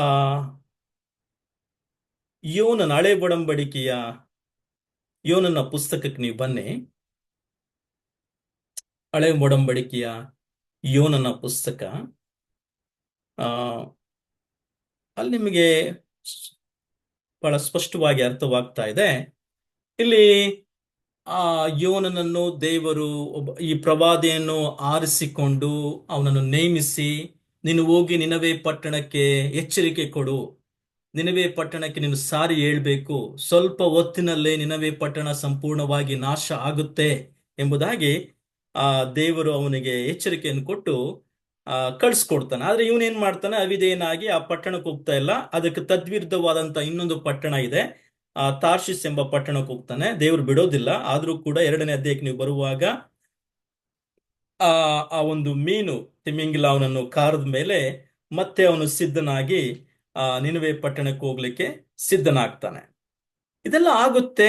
ಅವನು ಹೋಗಿ ಆ ಪಟ್ಟಣದವರಿಗೆ ಈ ರೀತಿಯಾಗಿ ಹೇಳ್ತಾನೆ. ನೋಡಿ, ಇಲ್ಲಿ 3ನೇ ಅಧ್ಯಾಯ ಯೋನನ ಪುಸ್ತಕ 3ನೇ ಅಧ್ಯಾಯಕ್ಕೆ ನೀವು ಬನ್ನಿ. ಅಲ್ಲಿ ನೋಡ್ತೇವೆ, ಅನಂತರ ಯೆಹೋವನು ಯೋನನಿಗೆ, ನೀನೆದ್ದು ಈ ದೊಡ್ಡ ಪಟ್ಟಣವಾದ ನಿನವೆಗೆ ಹೋಗಿ ನಾನು ನಿನಗೆ ಪ್ರಕಟಿಸುವುದನ್ನು ಅಲ್ಲಿ ಸಾರು. ಅಂದ್ರೆ ಸ್ವಲ್ಪ ದಿನಗಳಲ್ಲಿಯೇ ಇದು ನಾಶವಾಗುತ್ತೆ ಎಂಬುದಾಗಿ ಅವನು ಸಾರಬೇಕಾಗಿತ್ತು. ಸೊ ಎಂದು 2ನೇ ಸಲ ಅವನಿಗೆ ಅಪ್ಪಣೆ ಆಯಿತು. ಆಗ ಯೋನನು ಎದ್ದು ಯೆಹೋವನ ಅಪ್ಪಣೆಯಂತೆ ನಿನವೆಗೆ ಹೋಗ್ತಾನೆ. ಸೊ ನಿನವೆಯು 3 ದಿನದಲ್ಲಿ ಪ್ರಯಾಣ ಮಾಡುವಷ್ಟು ಅತಿ ವಿಸ್ತಾರವಾದ ಮಹಾಪಟ್ಟಣವಾಗಿತ್ತು. ಸೊ ಯೋನನು ಪಟ್ಟಣದಲ್ಲಿ ಸೇರಿ ಮೊದಲು 1 ದಿವಸ ಪ್ರಯಾಣದಷ್ಟು ದೂರ ನಡೆದ. ಆಮೇಲೆ 40 ದಿನಗಳಾದ ಮೇಲೆ ನಿನವೆಯು ಕೆಡವಲ್ಪಡುವುದು ಎಂದು ಸಾರತೊಡಗಿದ. ಅಂದ್ರೆ ಈ ಎಲ್ಲಾ ಜನಗಳಿಗೆ 40 ದಿನಗಳ ಒಂದು ಸಮಯ ಕೊಡಲ್ಪಟ್ಟಿದೆ. 40 ದಿನಗಳಲ್ಲಿ ನೀವೆಲ್ಲರೂ ನಾಶವಾಗ್ತೀರಿ ಎಂಬುದಾಗಿ ಮಾತ್ರ ಹೇಳ್ತಾನೆ. ಇದನ್ನು ಕೇಳಿ ನಿನವೆಯವರು ದೇವರಲ್ಲಿ ನಂಬಿಕೆ ಇಟ್ಟು ಉಪವಾಸವನ್ನು ಗೊತ್ತು ಮಾಡಿ ಸಾರಿ ಹೇಳ್ತಾರೆ. ಸೊ ದೊಡ್ಡವರು ಮೊದಲುಗೊಂಡು ಚಿಕ್ಕವರ ತನಕ ಎಲ್ಲರೂ ಗೋಣಿತಟ್ಟನ್ನು ಅಂದ್ರೆ ಮಾನಸಾಂತರಕ್ಕೆ ಅವರು ಒಳಗಾಗ್ತಾರೆ. ಸೊ ಯೋನನ ಪ್ರಕಟಣೆಯು ನಿನವೆಯ ಅರಸನಿಗೆ ಮುಟ್ಟಲು ಅರಸನು ಕೂಡ ಒಂದು ಯೆಹೋವ ದೇವರ ಪರಾಕ್ರಮವನ್ನು ಅರಿತುಕೊಂಡು ದೇವರ ಕಡೆಗೆ ತಿರುಗಿಕೊಳ್ತಾನೆ. ಸೊ ಇಲ್ಲಿ ನಾವೇನ್ ನೋಡ್ತಾ ಇದ್ದೇವೆ ಅಂದ್ರೆ, ಇಡೀ ನಿನವೆ ಪಟ್ಟಣ, ನಿನವೆಯ ಇರ್ತಕ್ಕಂಥ ಪ್ರತಿನಿಧಿಗಳು, ಜನರು, ರಾಜನು ಎಲ್ಲರೂ ರಕ್ಷಣೆಗೆ ಬರ್ತಾರೆ. ಇಡೀ ಒಡಂಬಡಿಕೆಯಲ್ಲಿ ಒಂದು ದೊಡ್ಡ ಉಜ್ಜೀವನ. ಒಂದು ಕಡೆ ಈ ಜನಗಳಿಗೆ ಹೋಗಿ ಸಾರ್ಲಿಕ್ಕೆ ಇಷ್ಟವಿಲ್ಲದೆ ಇರತಕ್ಕಂಥ ಪ್ರವಾದಿ, ಯಾಕಂದ್ರೆ ಒಂದು ದಿನದಲ್ಲಿ ಈ ಒಂದು ನಿನವೆ ಪಟ್ಟಣದವರು ಇಸ್ರಾಯೇಲರಿಗೆ ಬಹಳ ವೈರಿಗಳಾಗಿದ್ರು. ಸೊ ಅಂತ ವೈರಿಗಳಿಗೆ ಹೋಗಿ ನಿನ್ ದೇವರೇ ಸಾರ್ಬೇಕು ಎಂಬುದಾಗಿ ಅವನು ಇಷ್ಟ ಪಡ್ಲಿಲ್ಲ, ತಪ್ಪಿಸಿಕೊಳ್ಳಿಕ್ಕೆ ಪ್ರಯತ್ನ ಪಟ್ಟ. ಆದ್ರೆ ಇನ್ನೊಂದು ಕಡೆ ಅಂತವರಿಗೆ ಹೋಗಿ ಈ ಒಂದು ಎಚ್ಚರಿಕೆ ಮಾತು ನೀನು ಕೊಡಬೇಕು. ಅವ್ರು ಕೇಳಿ ಒಪ್ಪಿಕೊಂಡು ಅವ್ರ ಮನಸಾಂತರಕ್ಕೆ ಒಳಗಾದ್ರೆ ರಕ್ಷಣೆ, ಮನಸಾಂತರಕ್ಕೆ ಒಳಗಾಗ್ಲಿಲ್ಲವಾದ್ರೆ ಅವ್ರು ನಾಶವಾಗ್ತಾರೆ. ಇದನ್ನು ನೀನು ಹೋಗಿ ಸಾರ್ಬೇಕೆಂಬುದಾಗಿ ಮಾತ್ರ ಈ ಒಂದು ಯೋನನಿಗೆ ದೇವರು ತಿಳಿಸ್ತ. ಸೊ ಇದೆಲ್ಲ ಆಯ್ತು, ಮುಗಿದಾದ್ಮೇಲೆ ನೀವು 4ನೇ ಅಧ್ಯಾಯಕ್ಕೆ ಬಂದ್ರೆ ಅಲ್ಲಿ ಒಂದು ವಿಶೇಷವಾದಂತ ಸಂಗತಿ ನಡೀತಾ ಇದೆ. ಈಗ ಗಮನಿಸಿ, 4ನೇ ಅಧ್ಯಾಯದಲ್ಲಿ ನಾನು ಇದನ್ನು ನಿಮ್ಗೆ ತೋರಿಸ್ಕೊಡ್ತೀನಿ, ಬಹಳ ಪ್ರಾಮುಖ್ಯ ಇದು. ಆ ನಾಲ್ಕನೇ ವಚನ, ಅದಕ್ಕೆ ಯೆಹೋವನು, ನೀನು ಸಿಟ್ಟುಗೊಳ್ಳುವುದು ಸರಿಯೋ ಎಂದು ಕೇಳಿದ ನಂತರ ಯೋನನು ಪಟ್ಟಣವನ್ನು ಬಿಟ್ಟು ಅದರ ಮೂಡಲಲ್ಲಿ ಒಂದು ಗುಡಿಸಲನ್ನು ಮಾಡಿಕೊಂಡು ಪಟ್ಟಣವು ಏನಾಗುವುದೋ ಎಂದು ನೋಡುತ್ತಾ ಅದರ ನೆರಳಿನಲ್ಲಿ ಕೂತುಕೊಂಡಿದೆ. ಇನ್ನೂ ಅವನಿಗೆ ಮನಸ್ಸಾಂತರ ಆಗಿಲ್ಲ. ಯಾರು? ಯೋನನಿಗೆ ಮನಸ್ಸಾಂತರ ಆಗಿಲ್ಲ. ಆ ಪಟ್ಟಣ ನಾಶವಾಗ್ಲಿ ಎಂಬುದಾಗಿ ಪರಿತಪಿಸ್ತಾ ಇದ್ದಾನೆ. ಆದ್ರೆ ಒಂದು ಕಡೆ ದೇವರು ಆ ಪಟ್ಟಣವನ್ನು ಕರುಣಿಸಿ ರಕ್ಷಿಸ್ತಾ ಇದ್ದಾನೆ, ಯಾಕಂದ್ರೆ ಅವರೆಲ್ಲರೂ ಮಾನಸಾಂತರಕ್ಕೆ ಒಳಗಾಗಿದ್ದಾರೆ. ಸೊ ದೇವರಲ್ಲಿ ಪ್ರಶ್ನೆ ಮಾಡ್ತಾನೆ, ಯಾಕೆ ನೀನು ಇನ್ನೂ ಸಿಟ್ಟಿನಲ್ಲಿ ಇದ್ದೀಯಾ? ನಿನ್ನಲ್ಲಿ ಪರಿವರ್ತನೆ ಆಗಿಲ್ಲ. ಆರನೇ ವಚನ, ಆಗ ದೇವರಾದ ಯೆಹೋವನು ಯೋನನ ಮೇಲ್ಗಡೆ ಒಂದು ಸೋರೆ ಗಿಡವು ಹಬ್ಬಿ ಅವನ ತಲೆಗೆ ನೆರಳಾಗಿ ಅವನ ಕರಕರೆಯನ್ನು ತಪ್ಪಿಸುವಂತೆ ಏರ್ಪಡಿಸಿದ. ಆಗ ಸೋರೆ ಗಿಡದಿಂದ ಯೋನನಿಗೆ ಬಹು ಸಂತೋಷ ಆಯಿತು. ಆದ್ರೆ ಮಾರನೇ ದಿನ ನೋಡಿ, ಇಲ್ಲಿ ಮಾರನೆಯ ಅರುಣೋದಯದಲ್ಲಿ ದೇವರು ಒಂದು ಹುಳಕ್ಕೆ ಅಪ್ಪಣೆ ಮಾಡಿದನು. ಅದು ಸೋರೆ ಗಿಡವನ್ನು ಒಡೆಯಲು ಒಣಗಿ ಹೋಯಿತು ತಕ್ಷಣ ಅದು. ಆಗ ಸೂರ್ಯನು ಹುಟ್ಟಿದಾಗ ದೇವರು ಬಿಸಿಯಾದ ಮೂಡನ ಗಾಳಿಯನ್ನು ಏರ್ಪಡಿಸಿದ. ಬಿಸಿಲು ಯೋನನ ತಲೆಗೆ ಹೊಡೆಯಲು ಅವನು ಮೂರ್ಛೆ ಹೋಗುವನಾಗಿ, ನಾನು ಬದುಕಿದ್ಕಿಂತ ಸಾಯುವುದೇ ಲೇಸು ಎಂಬುದಾಗಿ ದೇವರ ಮುಂದೆ ಕೇಳ್ಕೊಂಡ. ಈಗ ನೋಡ 9ನೇ ವಚನ, ಆಗ ದೇವರು ಯೋನನಿಗೆ, ನೀನು ಸೋರೆ ಗಿಡಕ್ಕಾಗಿ ಸಿಟ್ಟುಗೊಳ್ಳುವುದು ಸರಿಯೋ ಎಂಬುದಾಗಿ ಹೇಳ್ತಾನೆ ಎಂದು ಕೇಳಲು ಯೋನನು, ಮರಣವಾಗುವಷ್ಟು ಸಿಟ್ಟುಗೊಳ್ಳುವುದು ಸರಿಯೇ? ಯಾಕಂದ್ರೆ ಇವನಿಗೆ ಇಷ್ಟ ಇಲ್ಲ. ಈ ನಿನವೆಯ ಪಟ್ಟಣದವರೆಲ್ಲರೂ ರಕ್ಷಿಸಲ್ಪಡ್ತಾ ಇದ್ದಾರಲ್ಲ, ನಮ್ಮ ವೈರಿಗಳು ರಕ್ಷಿಸಲ್ಪಡ್ತಾ ಇದ್ದಾರಲ್ಲ ಎಂಬುದಾಗಿ ಅವನಲ್ಲಿ ಇನ್ನೂ ಮಾನಸಾಂತರ ಉಂಟಾಗಿಲ್ಲ, ಪರಿವರ್ತನೆ ಉಂಟಾಗಿಲ್ಲ.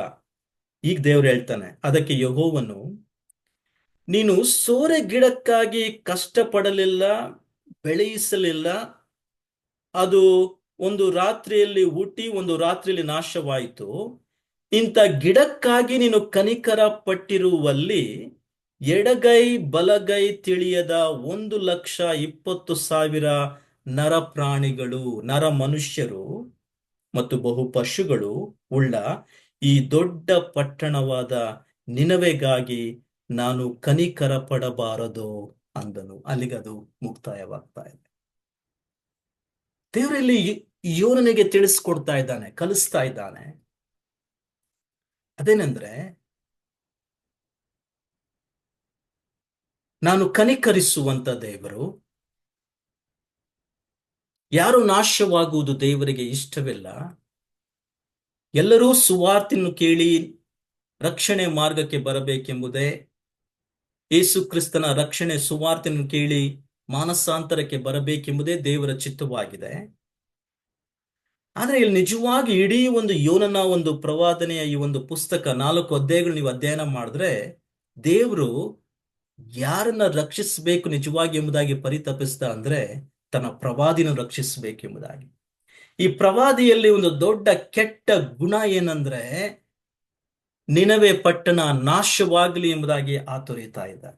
ಯಾಕಂದ್ರೆ ಅವ್ರು ನಮ್ಮ ವೈರಿಗಳು, ಅವರು ನಾಶವಾಗ್ಲಿ ಎಂಬುದಾಗಿ ಆತುರದ. ಆದ್ರೆ ದೇವರು ನಿನವೆ ಪಟ್ಟಣ ರಕ್ಷಿಸಲ್ಪಡಬೇಕು ಎಂಬುದಾಗಿ, ಯಾರೂ ನಾಶವಾಗುವುದು ಆತನ ಚಿತ್ತವಲ್ಲ, ಎಲ್ಲರೂ ರಕ್ಷಣೆ ಮಾರ್ಗಕ್ಕೆ ಬರಬೇಕೆಂಬುದೇ ದೇವರಲ್ಲಿ ತೋರಿಸ್ಕೊಡ್ತಾ ಇದ್ದಾನೆ. ಸುಮಾರು 1,20,000 ಮಂದಿ ಚಿಕ್ಕವರು ದೊಡ್ಡವರು ಇರ್ತಕ್ಕಂಥ ಈ ಒಂದು ದೊಡ್ಡ ನಿನವೆ ಪಟ್ಟಣಕ್ಕೋಸ್ಕರ ನಾನು ಕನಿಕರ ಪಡಬಾರದು. ಸೊ ಇಲ್ಲಿ ನಾವು ಕಲ್ತ್ಕೊಳ್ತಾ ಇದ್ದೇವೆ, ಯೋನನ ಒಂದು ಪುಸ್ತಕದಿಂದ ದೇವರು ಯಾರೂ ನಾಶವಾಗುವುದರಲ್ಲಿ ಇಷ್ಟಪಡುವುದಿಲ್ಲ. ಎಲ್ಲರೂ ಮಾನಸಾಂತರಕ್ಕೆ ಬರಬೇಕು, ಎಲ್ಲರೂ ರಕ್ಷಿಸಲ್ಪಡಬೇಕೆಂಬುದೇ ದೇವರ ಮಹಾ ಉದ್ದೇಶವಾಗಿದೆ. ಸೊ ಈ ಪಟ್ಟಣ ಹಳೆ ಒಡಂಬಡಿಕೆಯಲ್ಲಿ ನಾಹೂಮನ ಒಂದು ಪ್ರವಾದನೆ ಬರೋದಕ್ಕಿಂತ ಮುಂಚಿತವಾಗಿ ರಕ್ಷಿಸಲ್ಪಟ್ಟಂತ ಪಟ್ಟಣವಾಗಿತ್ತು. ಆದ್ರೆ ನಾಹೂಮನು ಪ್ರವಾದನೆ ಸುಮಾರು 100 ವರ್ಷಗಳು ಕಳೆದ ಮೇಲೆ ಮತ್ತೆ ದುಷ್ಟತನಕ್ಕೆ ಒಳಗಾಗಿ ನಾಶವಾಯಿತು. ಆದ್ರೆ ಯೋನನ ದಿನಮಾನಗಳಲ್ಲಿ ಒಂದು ದೊಡ್ಡ ಉಜ್ಜೀವನ ಕಂಡಂತ ಒಂದು ಪಟ್ಟಣ ಅದು ನಿನವೆ ಪಟ್ಟಣ. ಕಾರಣವೇನೆಂದರೆ, ದೇವರು ಕನಿಕರ ಪಟ್ಟು ಒಬ್ಬ ಪ್ರವಾದಿಯ ಮೂಲಕವಾಗಿ ಒಂದು ಎಚ್ಚರಿಕೆ ಮಾತುಗಳನ್ನು ಅವರಿಗೆ ಸಂದೇಶವಾಗಿ ಸಾರಲ್ಪಟ್ಟಾಗ ಅವರು ರಕ್ಷಿಸಲ್ಪಟ್ರು, ದೇವರ ಕಡೆಗೆ ತಿರುಗಿಕೊಂಡ್ರು, ಮಾನಸಾಂತರ ಹೊಂದಿಕೊಂಡ್ರು. ಆದ್ರೆ ನಿಜವಾಗಿಯೂ ಈ ಪ್ರವಾದಿ ಎಲ್ಲಿ ಬದಲಾವಣೆ ಆಗಿರ್ಲಿಲ್ಲ, ಪರಿವರ್ತನೆ ಆಗಿರ್ಲಿಲ್ಲ. ಯಾಕಂದ್ರೆ ಅವರ ನಾಶನಕ್ಕೋಸ್ಕರ ಇವನು ಪರಿತಪಿಸ್ತಾ ಇದ್ದ. ಸೊ ಇದ್ರ ಮೂಲಕ ನಾವು ಕಲ್ತ್ಕೊಳ್ತಾ ಇದ್ದೇವೆ, ದೇವರು ಕನಿಕರ ಪಡುವಾತನು ಎಂಬುದಾಗಿ. ಕನಿಕರಿಸುವಂತವನು, ಯಾರು ನಾಶವಾಗುವುದಿಲ್ಲ, ಆತನಿಗೆ ಇಷ್ಟವಿಲ್ಲ. ಸೊ ಈಗ ಹಳೆ ಒಡಂಬಡಿಕೆಯಲ್ಲಿ ಪಟ್ಟಣಕ್ಕೋಸ್ಕರ ಪರಿತಪಿಸಿ ದೇವರ ಮುಂದೆ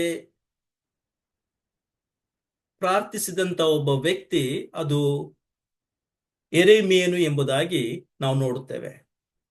ಅವನನ್ನು ಪ್ರಲಾಪಿಸುವಂತ ಪ್ರವಾದಿ ಎಂಬುದಾಗಿ ನಾವು ಕರಿತೇವೆ ಹಳೆ ಒಡಂಬಡಿಕೆಯಲ್ಲಿ. ತನ್ನ ಜನರಿಗೋಸ್ಕರ, ಪಟ್ಟಣಕ್ಕೋಸ್ಕರ, ಪಟ್ಟಣದ ಸಂರಕ್ಷಣೆಗೋಸ್ಕರ ದೇವರ ಮುಂದೆ ಪ್ರಲಾಪಿಸುವಂತ ಒಬ್ಬ ವ್ಯಕ್ತಿಯಾಗಿದ್ದ. ಇನ್ನೊಂದು ಕಡೆ ಹೊಸ ಒಡಂಬಡಿಕೆಗೆ ನೀವು ಬರುವಾಗ, ನಮ್ಮ ಕರ್ತನಾದಂತ ಯೇಸು ಕ್ರಿಸ್ತನು ತನ್ನ ಪಟ್ಟಣವಾಗಿರ್ತಕ್ಕಂಥ ಯೆರೂಸಲೇಮ್ ಪಟ್ಟಣಕ್ಕೋಸ್ಕರ ಆತನು ಕೂಡ ಪ್ರಲಾಪಿಸಿದ. ಅವ್ರಿಗೋಸ್ಕರ ಪ್ರಾರ್ಥನೆ ಮಾಡ್ದ. ಅದನ್ನ ನಾನು ನಿಮಗೆ ತೋರಿಸ್ಕೊಡ್ತೇನೆ. ಅದರ ಪ್ರಾಮುಖ್ಯತೆ ಏನೆಂಬುದನ್ನು ನಾವು ಸ್ವಲ್ಪ ಹೊತ್ತು ನೋಡೋಣ. ಕೆಲವು ನಿಮಿಷಗಳಲ್ಲಿ ಇದರ ಪ್ರಾಮುಖ್ಯತೆಯನ್ನು ತಿಳಿಸಿ ನಾನು ಮುಗಿಸ್ಲಿಕ್ಕಿದ್ದೇನೆ. ಲೂಕನ್ ಬರ ಸುವಾರ್ತೆಗೆ ಬನ್ನಿ. ಲೂಕನ ಸುವಾರ್ತೆ 19ನೇ ಅಧ್ಯಾಯ. ಲೂಕನ ಸುವಾರ್ತೆ 19ನೇ ಅಧ್ಯಾಯ, ಅಲ್ಲಿ 41ನೇ ವಚನ ನೀವು ಗಮನಿಸಬೇಕು. ಅಲ್ಲಿ 41ನೇ ವಚನ.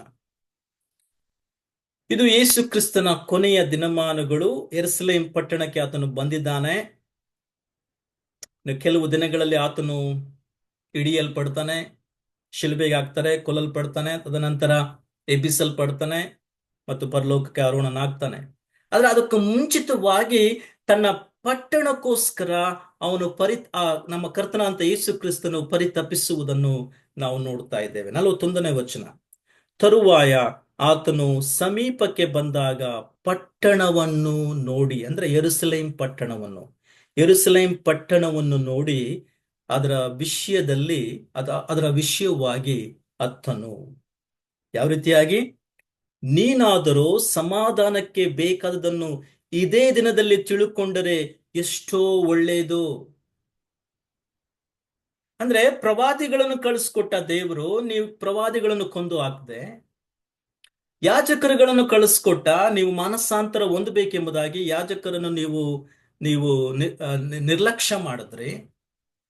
ದೇವರು ತನ್ನ ನ್ಯಾಯಸ್ಥಾಪಕಗಳನ್ನು ಕಳಿಸ್ಕೊಟ್ಟ, ನಿಮಗೆ ಜಯದ ಮೇಲೆ ಜಯವನ್ನು ಕೊಟ್ಟ, ಆದ್ರೆ ನೀವು ಎಲ್ಲವನ್ನು ನಿರ್ಲಕ್ಷ್ಯ ಮಾಡಿದ್ರೆ, ಕೊನೆಯದಾಗಿ ದೇವರು ತನ್ನ ಸ್ವಂತ ಮಗನೇ ಆಗಿರ್ತಕ್ಕಂಥ ಯೇಸು ಕ್ರಿಸ್ತನನ್ನು ನಿಮ್ಮ ಬಳಿ ಕಳಿಸ್ಕೊಡ್ತಾ ಇದ್ದಾನೆ. ಆದ್ರೂ ಕೂಡ ಇವನನ್ನು, ಅಂದ್ರೆ ದೇವ ಕುಮಾರನನ್ನು ಕೂಡ ನೀವೇನ್ ಮಾಡಿದ್ರಿ?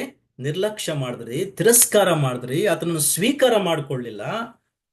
ನಿನ್ನ ಸಮಾಧಾನಕ್ಕೆ ಬೇಕಾದ್ದನ್ನು ಈ ದಿನದಲ್ಲಿ ನೀನು ತಿಳ್ಕೊಂಡಿದ್ರೆ ಎಷ್ಟೋ ಒಳ್ಳೇದಾಗ್ತಾ ಇತ್ತು. ಅಂದ್ರೆ ನಿನ್ನ ಸಮಾಧಾನಕ್ಕೆ ಈ ಸಮಾಧಾನದ ಪ್ರಭು ನಿನ್ನ ಮಧ್ಯದಲ್ಲಿ ಬಂದಿದ್ದಾನೆ. ಸಮಾಧಾನದ ರಾಜನು ನಿನ್ನ ಮಧ್ಯದಲ್ಲಿ ಬಂದಿದ್ದಾನೆ. ನಿನಗೆ ಸಮಾಧಾನ ಉಂಟು ಮಾಡಬೇಕೆಂಬುದಾಗಿ, ನಿನಗೆ ರಕ್ಷಣೆ ಕೊಡಬೇಕೆಂಬುದಾಗಿ. ಆದ್ರೆ ಈ ಸಮಾಧಾನದ ಪ್ರಭುವು ನೀನು ತಿರಸ್ಕಾರ ಮಾಡಿದ್ದೀಯಾ? ಆದ್ರೆ ಈಗ ಅದು ನಿನ್ನ ಕಣ್ಣಿಗೆ ಮರೆಯಾಗುತ್ತದೆ. ದೇವರು ನಿನಗೆ ದರ್ಶನ ಕೊಟ್ಟ ಸಮಯವನ್ನು ನೀನು ತಿಳುಕೊಳ್ಳಲಿಲ್ಲವಾದ್ದರಿಂದ ನಿನ್ನ ವೈರಿಗಳು ಒಡ್ಡು ಕಟ್ಟಿ ನಿನ್ನ ಸುತ್ತಲೂ ಮುತ್ತಿಗೆ ಹಾಕಿ ಎಲ್ಲಾ ಕಡೆಗಳಲ್ಲಿ ನಿನ್ನನ್ನು ಬಂದು ಮಾಡಿ, ನಿನ್ನೊಳಗಿರುವ ನಿನ್ನ ಜನರನ್ನು ನಿರ್ಮೂಲ ಮಾಡಿ, ನಿನ್ನಲ್ಲಿ ಕಲ್ಲಿನ ಮೇಲೆ ಕಲ್ಲು ನಿಲ್ಲದಂತೆ ಮಾಡುವ ದಿವಸಗಳು ಬರ್ತವೆ. ಇದು ಪ್ರವಾದನೆ. ಇದು ನೆರವೇರ್ತು ಮೊದಲನೇ ಶತಮಾನ 70ರಲ್ಲಿ ರೋಮನರ ಚಕ್ರವರ್ತಿ ಆಗಿರ್ತಕ್ಕಂಥ ತೀತನು ಎಂಬುದಾಗಿ, ರೋಮನರ ಚಕ್ರವರ್ತಿ, ಅವನು ಬಂದು ಬಹಳ ಭಯಂಕರವಾಗಿ ಯಹೂದ್ಯರನ್ನು ಹಿಂಸಿಸಿ ಆ ಇಡೀ ಒಂದು ಯೆರೂಸಲೇಮ್ ಪಟ್ಟಣವನ್ನು ನಾಶ ಮಾಡಿಬಿಡ್ತಾನೆ. ನಿನ್ನಲ್ಲಿ ಕಲ್ಲಿನ ಮೇಲೆ ಕಲ್ಲು ನಿಲ್ಲದಂತೆ ಮಾಡುವ ದಿವಸಗಳು ಬರ್ತವೆ. ಕಾರಣ ಏನಂದ್ರೆ, ನಿನಗೆ ಒಂದು ಅವಕಾಶ ಕೊಡಲ್ಪಡ್ತು, ಸಮಾಧಾನದ ಪ್ರಭು ನಿನ್ನ ಮಧ್ಯದಲ್ಲಿ ಬಂದ, ದೇವರ ರಾಜ್ಯದ ಸುವಾರ್ತೆ ನಿನಗೆ ಸಾರಲ್ಪಡ್ತು. ಆದ್ರೆ ಆ ಸಮಾಧಾನದ ಪ್ರಭುವು ನೀನು ತಿರಸ್ಕಾರ ಮಾಡಿದೆ, ದೇವರ ರಾಜ್ಯವು ನೀನು ತಿರಸ್ಕಾರ ಮಾಡಿದೆ. ಆದ ಕಾರಣ ಸಂಪೂರ್ಣವಾಗಿ ಯೆರೂಸಲೇಮ್ ಪಟ್ಟಣವು ಕೂಡ ನಾಶವಾಯಿತು. ತದನಂತರ 1948ರಲ್ಲಿ ಇಡೀ ಲೋಕದಲ್ಲಿರ್ತಕ್ಕಂಥ ಎಲ್ಲಾ ಕಡೆಗಳಿಂದ ಜನರು ಈ ಒಂದು ಯೆರೂಸಲೇಮ್ ಪಟ್ಟಣಕ್ಕೆ ಮತ್ತೆ ಸೇರಿ ಪಟ್ಟಣದ ಅದು ಒಂದು ಮರುಸ್ಥಾಪಿಸಲ್ಪಡ್ತು. ಕರ್ತನ ದಿನಕ್ಕೋಸ್ಕರವಾಗಿ ಎಲ್ಲವೂ ಸಿದ್ಧವಾಗ್ತಾ ಇದೆ. ಆದ್ರೆ ನಾವಿನ್ನೇನ್ ನೋಡ್ತಾ ಇದ್ದೀವಿ ಅಂದ್ರೆ, ಯೇಸು ಕ್ರಿಸ್ತನು ತಾನಿರುವಂತ ಎಲ್ಲಾ ದಿನಮಾನಗಳಲ್ಲಿ ತನ್ನ ಪಟ್ಟಣಕ್ಕೋಸ್ಕರ ಪ್ರಾರ್ಥಿಸುವಾತನು ಆಗಿದ್ದ, ಅಳುವಾತನಾಗಿದ್ದ, ಪರಿತಪಿಸುವಾತನಾಗಿದ್ದ. ತನ್ನ ಪಟ್ಟಣದ ಜನರ ರಕ್ಷಣೆಗೋಸ್ಕರವಾಗಿ ಅವನು ಯೇಸು ಕ್ರಿಸ್ತನು, ನಮ್ಮ ಕರ್ತನಾದಂತ ಯೇಸು ಕ್ರಿಸ್ತನು ಪ್ರಾರ್ಥನೆ ಮಾಡ್ತಾ ಇದ್ರು. ಸೊ ನಾವಿದನ್ನು ಕಲ್ತ್ಕೊಳ್ತಾ ಇದ್ದೇವೆ. ನಮ್ಮ ಪಟ್ಟಣಗಳ ಭಾರ ನಮ್ಮ ಮೇಲೆ ಬರಬೇಕು. ನಮ್ಮ ಪಟ್ಟಣಗಳಿಗೋಸ್ಕರ ನಾವು ನಾವು ಜವಾಬ್ದಾರಿಯುತರಾಗಿ ಪ್ರಾರ್ಥಿಸುವಂತರಾಗಬೇಕು. ಎಲ್ಲವನ್ನು ನೆನಪು ಮಾಡಿಕೊಳ್ಳಿಕ್ಕೆ ನಮಗೆ ಅಸಾಧ್ಯವಾಗ್ಬೋದು. ನಮ್ಮ ನಮ್ಮ ರಾಜ್ಯವಾಗಲಿ, ನಮ್ಮ ದೇಶವಾಗಲಿ, ದೇಶ ವಿದೇಶಗಳಾಗಲಿ, ಎಲ್ಲದಕ್ಕೋಸ್ಕರ ನಾವು ಪ್ರಾರ್ಥನೆ ಮಾಡ್ತೇವೆ, ಒಳ್ಳೇದೇ. ಆದ್ರೆ ನಮ್ಮ ಪಟ್ಟಣವನ್ನು, ನಾವಿರುವಂತ ನಮ್ಮ ಪಟ್ಟಣಕ್ಕೆ ನಾವು ಕಾವಲುಗಾರರುಗಳು, ನಾವು ಜವಾಬ್ದಾರರು. ನಮ್ಮ ಪಟ್ಟಣಗಳನ್ನು ದೇವರ ಮುಂದೆ ನಾವು ತರಬೇಕಾಗಿದೆ. ಅದರ ರಕ್ಷಣೆಗೋಸ್ಕರ, ಸಂರಕ್ಷಣೆಗೋಸ್ಕರ ನಾವು ಪ್ರಾರ್ಥನೆ ಮಾಡಬೇಕಾಗಿದೆ. ಕೊನೆಯದಾಗಿ ಈ ವಚನದಿಂದ ನಾನು ಮುಗಿಸ್ಲಿಕ್ಕೆ ಇಷ್ಟಪಡ್ತೇನೆ. ಹೇಗೆ ನಮ್ಮ ಪಟ್ಟಣಗಳಿಗೋಸ್ಕರ ನಾವು ಪ್ರಾರ್ಥಿಸಬೇಕೆಂಬುದಾಗಿ ಕ್ಲುಪ್ತವಾಗಿ ಈ ಒಂದು 4-5 ವಚನ ನಿಮ್ಮ ಮುಂದೆ ತಿಳಿಸುತ್ತೆ ಎಂದು ನಾನು ತೋರಿಸ್ಕೊಡ್ತೇನೆ. 1 ತಿಮೋತಿ ನಮಗೆ ಗೊತ್ತಿರತಕ್ಕಂಥ ವಾಕ್ಯ ಭಾಗವಾಗಿರ್ಬೋದು, ಆದರೆ ಇದು ಪ್ರಾಮುಖ್ಯವಾದಂತಹ 4 ಸಂಗತಿಗಳಲ್ಲಿದ್ದಾವೆ. 1 ತಿಮೋತಿ 2ನೇ ಅಧ್ಯಾಯ ವಚನ 1ರಿಂದ ನೀವು ಗಮನಿಸಿ. ಅಲ್ಲಿ 1 ತಿಮೋತಿ 2ನೇ ಅಧ್ಯಾಯ ವಚನ 1. ಹೇಗೆ ನಾವು ಸಭೆಗಳಿಗೋಸ್ಕರ, ನಮ್ಮ ಪಟ್ಟಣಕ್ಕೋಸ್ಕರ, ದೇವ ಜನರಿಗೋಸ್ಕರ, ದೇವರನ್ನು ನಂಬಲುಲ್ಲದವರಿಗೋಸ್ಕರ, ಎಲ್ಲಾ ಜನಗಳಿಗೋಸ್ಕರ ಹೇಗೆ ಪ್ರಾರ್ಥಿಸಬೇಕೆಂಬುದಾಗಿ ಪೌಲ ಇಲ್ಲಿ ನಮಗೆ ತೋರಿಸ್ಕೊಡ್ತಾ ಇದ್ದಾನೆ 4 ವಿಧವಾಗಿ. ನೋಡಿ, ನಾನು ಅದನ್ನು ಓದ್ತೇನೆ. 1 ತಿಮೋತಿ 2ನೇ ಅಧ್ಯಾಯ ವಚನ 1ರಿಂದ. ಎಲ್ಲದಕ್ಕಿಂತ ಮೊದಲು ಎಂಬ ಪದವನ್ನು ಪೌಲ ಇಲ್ಲಿ ಉಪಯೋಗಿಸ್ತಾನೆ. ಅಂದ್ರೆ ನೀವು ಪ್ರಾರ್ಥನೆಗೆ ಮೊದಲನೆಯ ಒಂದು ಆದ್ಯತೆ ಕೊಡಬೇಕು. ಸಭೆಗಳಾಗಿ ಸೇರಿ ಬರುವಾಗ ಆರಾಧನೆಗೆ ಅದರದೇ ಆದಂತ ಆದ್ಯತೆ ಇದೆ, ವಾಕ್ಯೋಪದೇಶಕ್ಕೆ ಅದರದೇ ಆದಂತ ಆದ್ಯತೆ ಇದೆ, ಪ್ರಾರ್ಥನೆಗೆ ಅದರದೇ ಆದಂತ ಆದ್ಯತೆ ಇದೆ. ಅದಕ್ಕೆ ಎಲ್ಲದಕ್ಕಿಂತ ಮೊದಲು ಎಂಬುದಾಗಿ ಪೌಲ ಹೇಳುವಾಗ ಆದ್ಯತೆ, ಪ್ರಾರ್ಥನೆಗೆ ಆದ್ಯತೆ ಕೊಡಬೇಕಾಗಿದೆ. ಏನ್ ಮಾಡಬೇಕು? ಎಲ್ಲಾ ಮನುಷ್ಯರಿಗೋಸ್ಕರ. ಸೊ ನಮ್ಮ ಪಟ್ಟಣದ ಎಲ್ಲ ಮನುಷ್ಯರಿಗೋಸ್ಕರ ನಾವೇನ್ ಮಾಡ್ಬೇಕು? ದೇವರ ಮುಂದೆ ವಿಜ್ಞಾಪನೆಗಳನ್ನು, ಪ್ರಾರ್ಥನೆಗಳನ್ನು, ಮನವಿಗಳನ್ನು, ಕೃತಜ್ಞತಾ ಸ್ತುತಿಗಳನ್ನು ಮಾಡಬೇಕೆಂದು ಬೋಧಿಸ್ತೇನೆ. 4 ವಿಧವಾಗಿ ಪೌಲ ತೋರಿಸ್ಕೊಡ್ತಾ ಇದ್ದಾನೆ. ವಿಜ್ಞಾಪನೆ, ಬೇರೆಯವರ ಕಷ್ಟದಲ್ಲಿ, ಸಂದಿಗ್ಧವಾದಂತ ಪರಿಸ್ಥಿತಿಯಲ್ಲಿ ನಾನೇ ಅನುಭವಿಸುತ್ತಾ ಇದ್ದೇನೋ ಎಂಬುದಾಗಿ ತೆಗೆದುಕೊಂಡು ಪ್ರಾರ್ಥಿಸುವಂಥದ್ದು. ಪ್ರಾರ್ಥನೆ, ಬೇರೆಯವರಿಗೋಸ್ಕರ ಅವರ ಮನವಿಗಳನ್ನು ತೆಗೆದುಕೊಂಡು ಪ್ರಾರ್ಥಿಸುವಂಥದ್ದು. ಮನವಿಗಳು, 3ನೇದಾಗಿ ಕೃತಜ್ಞತಾ ಸ್ತುತಿ. ಈ 4 ಸಂಗತಿಗಳು ಪ್ರಾರ್ಥನೆಯಲ್ಲಿ ಒಳಗೊಂಡಿದೆ. ಹಾಗೆ ಹೇಳ್ತಾ, ಯಾಕೆ ನಾವು ಎಲ್ಲರಿಗೋಸ್ಕರ, ನಮ್ಮ ಪಟ್ಟಣದ ಎಲ್ಲಾ ಜನರಿಗೋಸ್ಕರ ಯಾಕೆ ಪ್ರಾರ್ಥಿಸಬೇಕೆಂಬುದಾಗಿ ಹೇಳ್ತಾ ಪೌಲ ಹೇಳ್ತಾನೆ 2ನೇ ವಚನ, ನಮಗೆ ಸುಖ ಸಮಾಧಾನ ಉಂಟಾಗಬೇಕು. ಮೊದಲನೇದಾಗಿ ಓಕೆ, ನಾವು ಸುಖ ಸಮಾಧಾನದಲ್ಲಿ ಜೀವಿಸಬೇಕು, ಸಮಾಧಾನದಲ್ಲಿ ಜೀವಿಸಬೇಕು. ನಮಗೆ ಯುದ್ಧಗಳು ಬೇಡ, ಕಾದಾಟಗಳು ಬೇಡ, ಸಂಘರ್ಷಣೆಗಳು ಬೇಡ, ಅಥವಾ ದೇವ ಜನರು ಸಂಘರ್ಷಣೆಗಳಲ್ಲಿ ಒಳಗಾಗೋದು ಬೇಡ. ನಮಗೆ ಸುಖ ಸಮಾಧಾನಗಳು ಉಂಟಾಗಬೇಕು. ಮತ್ತು ನಾವು ಪೂರ್ಣ ಭಯಭಕ್ತಿಯಿಂದಲೂ ಗೌರವದಿಂದಲೂ ಕಾಲಕ್ಷೇಪ ಮಾಡಬೇಕು. ಪೂರ್ಣ ಭಯಭಕ್ತಿಯಿಂದಲೂ ಗೌರವದಿಂದಲೂ ಕಾಲಕ್ಷೇಪ ಮಾಡುವಂತೆ ನಾವೇನ್ ಮಾಡಬೇಕಾಗಿದೆ? ಅರಸರುಗಳಿಗಾಗಿಯೂ ಎಲ್ಲ ಅಧಿಕಾರಿಗಳಿಗಾಗಿಯೂ ದೇವರ ಮುಂದೆ ನಾವು ವಿಜ್ಞಾಪನೆ ಮಾಡಬೇಕಾಗಿದೆ. ಹಾಗೆ ಮಾಡುವುದು ನಮ್ಮ ಕರ್ತನಾದಂತ ದೇವರ ಸನ್ನಿಧಿಯಲ್ಲಿ ಮೆಚ್ಚುಗೆಯಾಗಿಯೂ ಯೋಗ್ಯವಾಗಿಯೂ ಇದೆ. ಒಂದು ಪ್ರಾರ್ಥನೆ ದೇವರು ಯಾವಾಗಲೂ ನೆರವೇರಿಸ್ತಾನೆ, ಒಂದು ಪ್ರಾರ್ಥನೆಗೆ ದೇವರು ಯಾವಾಗಲೂ ಉತ್ತರ ಕೊಡ್ತಾನೆ, ಒಂದು ಪ್ರಾರ್ಥನೆಗೆ ದೇವರು ಯಾವತ್ತೂ ಇಲ್ಲ ಎಂಬುದಾಗಿ ಹೇಳೋದಿಲ್ಲ. ಅದು ದೇವರ ಚಿತ್ತ. ಅದೇನೆಂದ್ರೆ ಮನುಷ್ಯರ ರಕ್ಷಣೆಗೋಸ್ಕರವಾಗಿ ನಾವು ಮಾಡುವಂತ ಪ್ರಾರ್ಥನೆ. ನಮ್ಮ ಪಟ್ಟಣದಲ್ಲಿ ಅಥವಾ ನಾವು ಬಂದಿರತಕ್ಕಂಥ ನಮ್ಮ ಪಟ್ಟಣಗಳಲ್ಲಿ ನಮ್ಮ ಆ ಜನರ ರಕ್ಷಣೆಗೋಸ್ಕರ ನಾವು ಪ್ರಾರ್ಥನೆ ಮಾಡಬೇಕಾಗಿದೆ. ಇದು ಯೋಗ್ಯವಾಗಿದೆ. ನೋಡಿ 4ನೇ ವಚನ. ಯಾಕೆಂದ್ರೆ ಎಲ್ಲಾ ಮನುಷ್ಯರು ರಕ್ಷಣೆ ಹೊಂದಿ ಸತ್ಯದ ಜ್ಞಾನಕ್ಕೆ ಬರಬೇಕೆಂಬುದೇ ಆತನ ಚಿತ್ತವಾಗಿದೆ. ನಾವಾಗ್ಲೇ ನೋಡ್ಕೊಂಡ್ವಿ, ಯೋನನನ್ನು ದೇವರು ಯಾಕೆ ಕಳಿಸ್ಕೊಟ್ಟ? ಹಳೆ ಒಡಂಬಡಿಕೆಯಲ್ಲಿ ನಿನವೆ ಪಟ್ಟಣಕ್ಕೆ ಹೋಗಿ ನೀನು ಸಾರ್ಬೇಕಂತ. ಆತನು ಕನಿಕರ ಪಡುವಂತ ದೇವರು. ಯಾರು ನಾಶವಾಗುವುದು ಆತನಿಗೆ ಇಷ್ಟ ಇಲ್ಲ. ಎಲ್ಲರೂ ರಕ್ಷಣೆ ಮಾರ್ಗಕ್ಕೆ ಬರಬೇಕು, ಎಲ್ಲರೂ ರಕ್ಷಿಸಲ್ಪಡಬೇಕು. ಯಾಕೆಂದ್ರೆ ದೇವರು ಒಬ್ಬನೇ, ದೇವರಿಗೂ ಮನುಷ್ಯರಿಗೂ ಮಧ್ಯಸ್ಥನು ಒಬ್ಬನೇ. ಆತನು ನಮ್ಮ ಕರ್ತನಾಗಿರ್ತಕ್ಕಂಥ ಯೇಸು ಕ್ರಿಸ್ತನು. ಆತನಲ್ಲದೆ ರಕ್ಷಣೆ ಬೇರೆ ಯಾವ ನಾಮದಲ್ಲಿ ಇಲ್ಲ. ದೇವರ ವಾಕ್ಯ ಬಹಳ ಸ್ಪಷ್ಟವಾಗಿ ಹೇಳ್ತದೆ, ಆಕಾಶದ ಕೆಳಗೆ ಮನುಷ್ಯರೊಳಗೆ ಕೊಡಲ್ಪಟ್ಟಿರ್ತಕ್ಕಂಥ ಬೇರೆ ಯಾವ ನಾಮದಲ್ಲಿ ರಕ್ಷಣೆ ಇಲ್ಲ. ಒಂದೇ ನಾಮ, ಅದು ಯೇಸು ಕ್ರಿಸ್ತನ ನಾಮ. ಇದು ನಮಗೆ ಮನವರಿಕೆ ಆಗ್ಬೇಕು. ಯೇಸು ಕ್ರಿಸ್ತನ ನಾಮದಲ್ಲಿ ಮಾತ್ರ ರಕ್ಷಣೆ, ಯೇಸು ಕ್ರಿಸ್ತನ ಮೂಲಕವೇ ರಕ್ಷಣೆ. ಯಾಕಂದ್ರೆ ಆತ ಹೇಳ್ದ, ನಾನೇ ಮಾರ್ಗ, ನಾನೇ ಸತ್ಯ, ನಾನೇ ಜೀವ, ನನ್ನ ಮೂಲಕವಾಗಿ ಹೊರತು ಬೇರೆ ಯಾರು ತಂದೆಯ ಬಳಿಗೆ ಅಥವಾ ಪರಲೋಕಕ್ಕೆ ಬರಲಿಕ್ಕೆ ಅಸಾಧ್ಯ. ಸೊ ದೇವರು ಒಬ್ಬನೇ ಮಧ್ಯಸ್ಥಗಾರನನ್ನು ನೇಮಿಸಿದ್ದಾನೆ, ಒಬ್ಬನೇ ರಕ್ಷಕನನ್ನು ನೇಮಿಸಿದ್ದಾನೆ, ಅದು ಯೇಸು ಕ್ರಿಸ್ತನು. ಯೇಸು ಕ್ರಿಸ್ತನ ಮೂಲಕವಾಗಿಯೇ ರಕ್ಷಣೆ. ಇದು ನಮಗ್ ಮನವರಿಕೆಯಾಗಿ ಭಾರವುಳ್ಳವರಾಗಿ ಎಲ್ಲಾ ಜನರು ರಕ್ಷಣೆ ಮಾರ್ಗಕ್ಕೆ ಬರುವಂತೆ ನಾವು ಪ್ರಾರ್ಥಿಸಬೇಕಾಗಿದೆ. ಯಾಕಂದ್ರೆ ಆತನು ಎಲ್ಲರ ವಿಮೋಚನಾರ್ಥಕವಾಗಿ ತನ್ನನ್ನು ಒಪ್ಪಿಸಿಕೊಟ್ಟನು. ಇದೇ ತಕ್ಕ ಸಮಯದಲ್ಲಿ ನಾವು ಹೇಳಬೇಕಾದಂತ ಸಾಕ್ಷಿ. ಇಲ್ಲಿ 4 ಸಂಗತಿಗಳು ನಮಗೆ ಸ್ಪಷ್ಟವಾಗ್ತಾ ಇದೆ. ಅದೇನೆಂದ್ರೆ ಎಲ್ಲಾ ಮನುಷ್ಯರಿಗೋಸ್ಕರ, ಅಂದ್ರೆ ಎಲ್ಲ ಅಧಿಕಾರಿಗಳಿಗೋಸ್ಕರ, ಆ ಆಮೇಲೆ ಅರಸರುಗಳಿಗೋಸ್ಕರ ಮತ್ತು ಎಲ್ಲಾ ಮನುಷ್ಯರುಗಳಿಗೋಸ್ಕರ ನಾವು ಪ್ರಾರ್ಥಿಸುವಂಥದ್ದು ಅವಶ್ಯ. ಮತ್ತು ಎಲ್ಲರ ರಕ್ಷಣೆಗೋಸ್ಕರ ನಾವು ಪ್ರಾರ್ಥಿಸಬೇಕು. ಮತ್ತು ನಾವು ಸಮಾಧಾನದಲ್ಲಿ ಜೀವಿಸಿ ಈ ಲೋಕದಲ್ಲಿ ಗೌರವದಿಂದಲೂ ಪೂರ್ಣ ಭಯಭಕ್ತಿಯಿಂದಲೂ ಕಾಲಕ್ಷೇಪ ಮಾಡುವಂತೆ ದೇವರು ನಮಗೆ ಆ ಸಮಾಧಾನದ ಸಮಯಗಳನ್ನು ಕೊಡ್ಲಿ. ಗಲಭೆಗಳು, ಸಂಘರ್ಷಗಳು ಇರಬಾರದು ಎಂಬುದಾಗಿ ನಾವು ಪ್ರಾರ್ಥಿಸಬೇಕಾಗಿದೆ.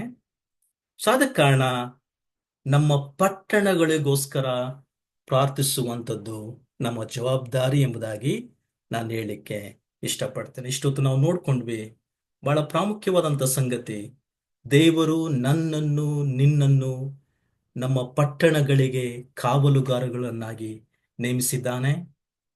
ಅನೇಕ ಉದಾಹರಣೆಗಳು ನಾವು ಗಮನಿಸಿದ್ದೇವೆ, ಹಳೆ ಒಡಂಬಡಿಕೆಯಲ್ಲಿ ಮತ್ತು ಹೊಸ ಒಡಂಬಡಿಕೆಯಲ್ಲಿ. ಆದರೆ ನಮ್ಮ ಕರ್ತನಾದಂಥ ಯೇಸು ಕ್ರಿಸ್ತನ ಒಂದು ಉದಾಹರಣೆ ನಾವು ತೆಗೆದುಕೊಳ್ಳೋಣ. ಆತನು ಇದ್ದಂತ ಎಲ್ಲಾ ದಿನಮಾನಗಳಲ್ಲಿ ತನ್ನ ಪಟ್ಟಣ ರಕ್ಷಿಸಲ್ಪಡಬೇಕು, ಅವರು ಮಾನಸಾಂತರಕ್ಕೆ ಬರಬೇಕು ಎಂಬುದಾಗಿ ಆತನು ಪರಿತಪಿಸ್ತಾ ಇದ್ದ. ಆದ್ರೆ ಆತನನ್ನು ಅವರು ತಿರಸ್ಕಾರ ಮಾಡಿದ್ರು. ಆದ್ರೆ ಇವತ್ತು ನಮ್ಮ ಮೇಲೆ ದೇವರು ಒಂದು ಭಾರ ಆಗ್ತಾ ಇದ್ದಾನೆ. ಅದೇನೆಂದ್ರೆ ನಮ್ಮ ಪಟ್ಟಣಗಳಿಗೋಸ್ಕರ ನಾವು ದೇವರ ಮುಂದೆ ಪ್ರಾರ್ಥಿಸುವಂತರಾಗಬೇಕು. ಹೀಗೆ ಮಾಡುವುದಾದ್ರೆ ದೇವರು ಎಲ್ಲಾ ಮನುಷ್ಯರು ರಕ್ಷಣೆಗೆ ಬಂದು ಆ ಯೇಸು ಕ್ರಿಸ್ತನ ಮೂಲಕವಾಗಿ ರಕ್ಷಣೆಯನ್ನು ಕಂಡುಕೊಂಡು ರಕ್ಷಿಸಲ್ಪಟ್ಟು ದೇವರ ರಾಜ್ಯಕ್ಕೆ ಬಾಧ್ಯರಾಗುವಂತೆ ದೇವರು ಕಾರ್ಯ ಮಾಡಲಿ ಎಂಬುದಾಗಿ ನಾವು ಪ್ರಾರ್ಥಿಸೋಣ. ಓಕೆ, ಒಂದು ಚಿಕ್ಕ ಪ್ರಾರ್ಥನೆ ಮಾಡ್ತೇನೆ. ಅದಾದ ಮೇಲೆ ನಾವು ಸ್ವಲ್ಪ ಸಮಯ ಅದಾದ ಮೇಲೆ ನೀವೆಲ್ಲರೂ ಒಟ್ಟಾಗಿ ಇರುವುದಾದ್ರೆ ನಾವು ಪ್ರಾರ್ಥಿಸಿ ಮುಗಿಸೋಣ. ಒಂದು ಚಿಕ್ಕ ಪ್ರಾರ್ಥನೆ. ಜೀವ ಸ್ವರೂಪನಾದಂಥ ದೇವರೇ, ನಿನ್ನ ಪರಿಶುದ್ಧ ನಾಮಕ್ಕೆ ನಾವು ಸ್ತೋತ್ರ ಮಾಡ್ತೇವೆ. ದೇವರು ಒಬ್ಬನೇ, ದೇವರಿಗೂ ಮನುಷ್ಯರಿಗೂ ಮಧ್ಯಸ್ಥನು ಒಬ್ಬನೇ, ಆತನು ನಮ್ಮ ಕರ್ತನಾಗಿರ್ತಕ್ಕಂಥ ಯೇಸು ಕ್ರಿಸ್ತನು ಎಂಬುದಾಗಿ ನಾವು ಸ್ಪಷ್ಟವಾಗಿ ನೋಡಿಕೊಂಡಿದ್ದೇವೆ. ಆತನ ಮೂಲಕವೇ ವಿಮೋಚನೆ, ಆತನ ಮೂಲಕವೇ ರಕ್ಷಣೆ, ಆತನ ಮೂಲಕವೇ ಎಲ್ಲರೂ ಸತ್ಯದ ಜ್ಞಾನಕ್ಕೆ, ನಿತ್ಯ ಜೀವಕ್ಕೆ ಬರಲಿಕ್ಕೆ ಸಾಧ್ಯ. ದೇವರೇ, ಈ ಸತ್ಯವನ್ನು ನಾವು ಮನವರಿಕೆಯಿಂದ ತಿಳುಕೊಂಡಿದ್ದೇವೆ. ಇದನ್ನು ಕಾರ್ಯರೂಪಕ್ಕೆ ನಾವು ತಂದು ನಾವು ನಮ್ಮ ಪಟ್ಟಣಗಳಿಗೋಸ್ಕರ ಪ್ರಾರ್ಥಿಸಲು ನಮ್ಮನ್ನು ನಾವು ನಿನ್ನ ಮುಂದೆ ಒಪ್ಪಿಸಿಕೊಡುತ್ತಾ ಇದ್ದೇವೆ. ನಾವು ಪ್ರಾರ್ಥನೆ ಮಾಡ್ತಾ ಇದ್ದೇವೆ, ನಮ್ಮ ಮೇಲೆ ಆ ಪ್ರಾರ್ಥನೆಯ ಭಾರವನ್ನು ನೀನು ತರಬೇಕಾಗಿ, ಪ್ರಾರ್ಥನೆಯ ಆತ್ಮವನ್ನು ನಮ್ಮ ಮೇಲೆ ಸುರಿಸಬೇಕಾಗಿ.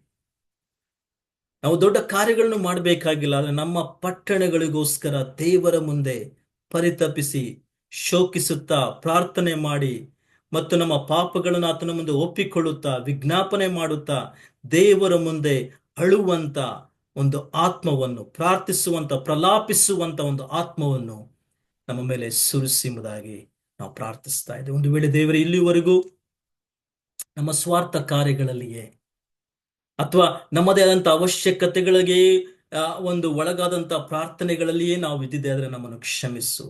ಇನ್ನು ಮುಂದೆ ದೇವರೇ ಪಟ್ಟಣಗಳಿಗೋಸ್ಕರ ಪ್ರಾರ್ಥಿಸುವಂತ ಭಾರ ನಮ್ಮಲ್ಲಿ ಉಂಟು ಮಾಡು ಕರ್ತನೆ. ನಮ್ಮ ಪಟ್ಟಣಕ್ಕೋಸ್ಕರ, ವಿಶೇಷವಾಗಿ ನಮ್ಮ ಬೆಂಗಳೂರು ಪಟ್ಟಣಕ್ಕೋಸ್ಕರ ಪ್ರಾರ್ಥಿಸ್ತಾ ಇದ್ದೇವೆ, ಅಥವಾ ಬೇರೆ ಬೇರೆ ಸ್ಥಳಗಳಿಂದ ಪಟ್ಟಣಗಳಿಂದ ಬಂದಿರತಕ್ಕಂಥ ವಿಶ್ವಾಸಿಗಳ ಕರ್ನಾಟಕ ರಾಜ್ಯದ ಅನೇಕ ಪಟ್ಟಣಗಳಿಗೋಸ್ಕರ ನಾವು ಪ್ರಾರ್ಥನೆ ಮಾಡ್ತಾ ಇದ್ದೇವೆ. ನಮ್ಮ ದೇಶದಲ್ಲಿ ಇರ್ತಕ್ಕಂಥ ಸುಮಾರು 4,000ಕ್ಕೂ ಹೆಚ್ಚು ಇರ್ತಕ್ಕಂಥ ಪಟ್ಟಣಗಳಿಗೋಸ್ಕರ ನಾವು ಪ್ರಾರ್ಥನೆ ಮಾಡ್ತಾ ಇದ್ದೇವೆ. ಅಲ್ಲಲ್ಲಿ ಕರ್ತನೆ ನೀನು ನೇಮಿಸಿರ್ತಕ್ಕಂಥ ಎಲ್ಲಾ ವಿಶ್ವಾಸಿಗಳು ಎಚ್ಚೆತ್ತುಕೊಳ್ಳಲಿ. ಪ್ರತಿಯೊಬ್ಬರು ತಮ್ಮ ಪಟ್ಟಣಗಳಿಗೋಸ್ಕರ ದೇವರ ಮುಂದೆ ಹೋರಾಡಿ ಪ್ರಾರ್ಥಿಸುವಂತ ಒಂದು ಪ್ರಾರ್ಥನಾ ಸೈನ್ಯವನ್ನು ನೀನು ಎಬ್ಬಿಸಬೇಕಾಗಿ ನಾವು ನಿಮ್ಮ ಮುಂದೆ ಪ್ರಾರ್ಥನೆ ಮಾಡ್ತಾ ಇದ್ದೇವೆ. ನಮ್ಮ ದೇಶವು ರಕ್ಷಿಸಲ್ಪಡಲಿ, ನಮ್ಮ ದೇಶದ ಎಲ್ಲಾ ಪಟ್ಟಣಗಳು ರಕ್ಷಿಸಲ್ಪಡಲಿ, ಯೇಸು ಕ್ರಿಸ್ತನೇ ರಕ್ಷಕನು ಎಂಬುದಾಗಿ ಕಂಡುಕೊಳ್ಳಲಿ. ಮಹಿಮೆ ಘನತೆ ನಾವು ನಿನಗೆ ಸಲ್ಲಿಸ್ತೇವೆ, ಯೇಸು ಕ್ರಿಸ್ತನ ಹೆಸರಿನಲ್ಲಿ ಪ್ರಾರ್ಥಿಸ್ತೇವೆ ನಮ್ಮ ತಂದೆಯೇ, ಆಮೆನ್. ಆಮೆನ್. Thank you. ಒಂದು ನಿಮಿಷ.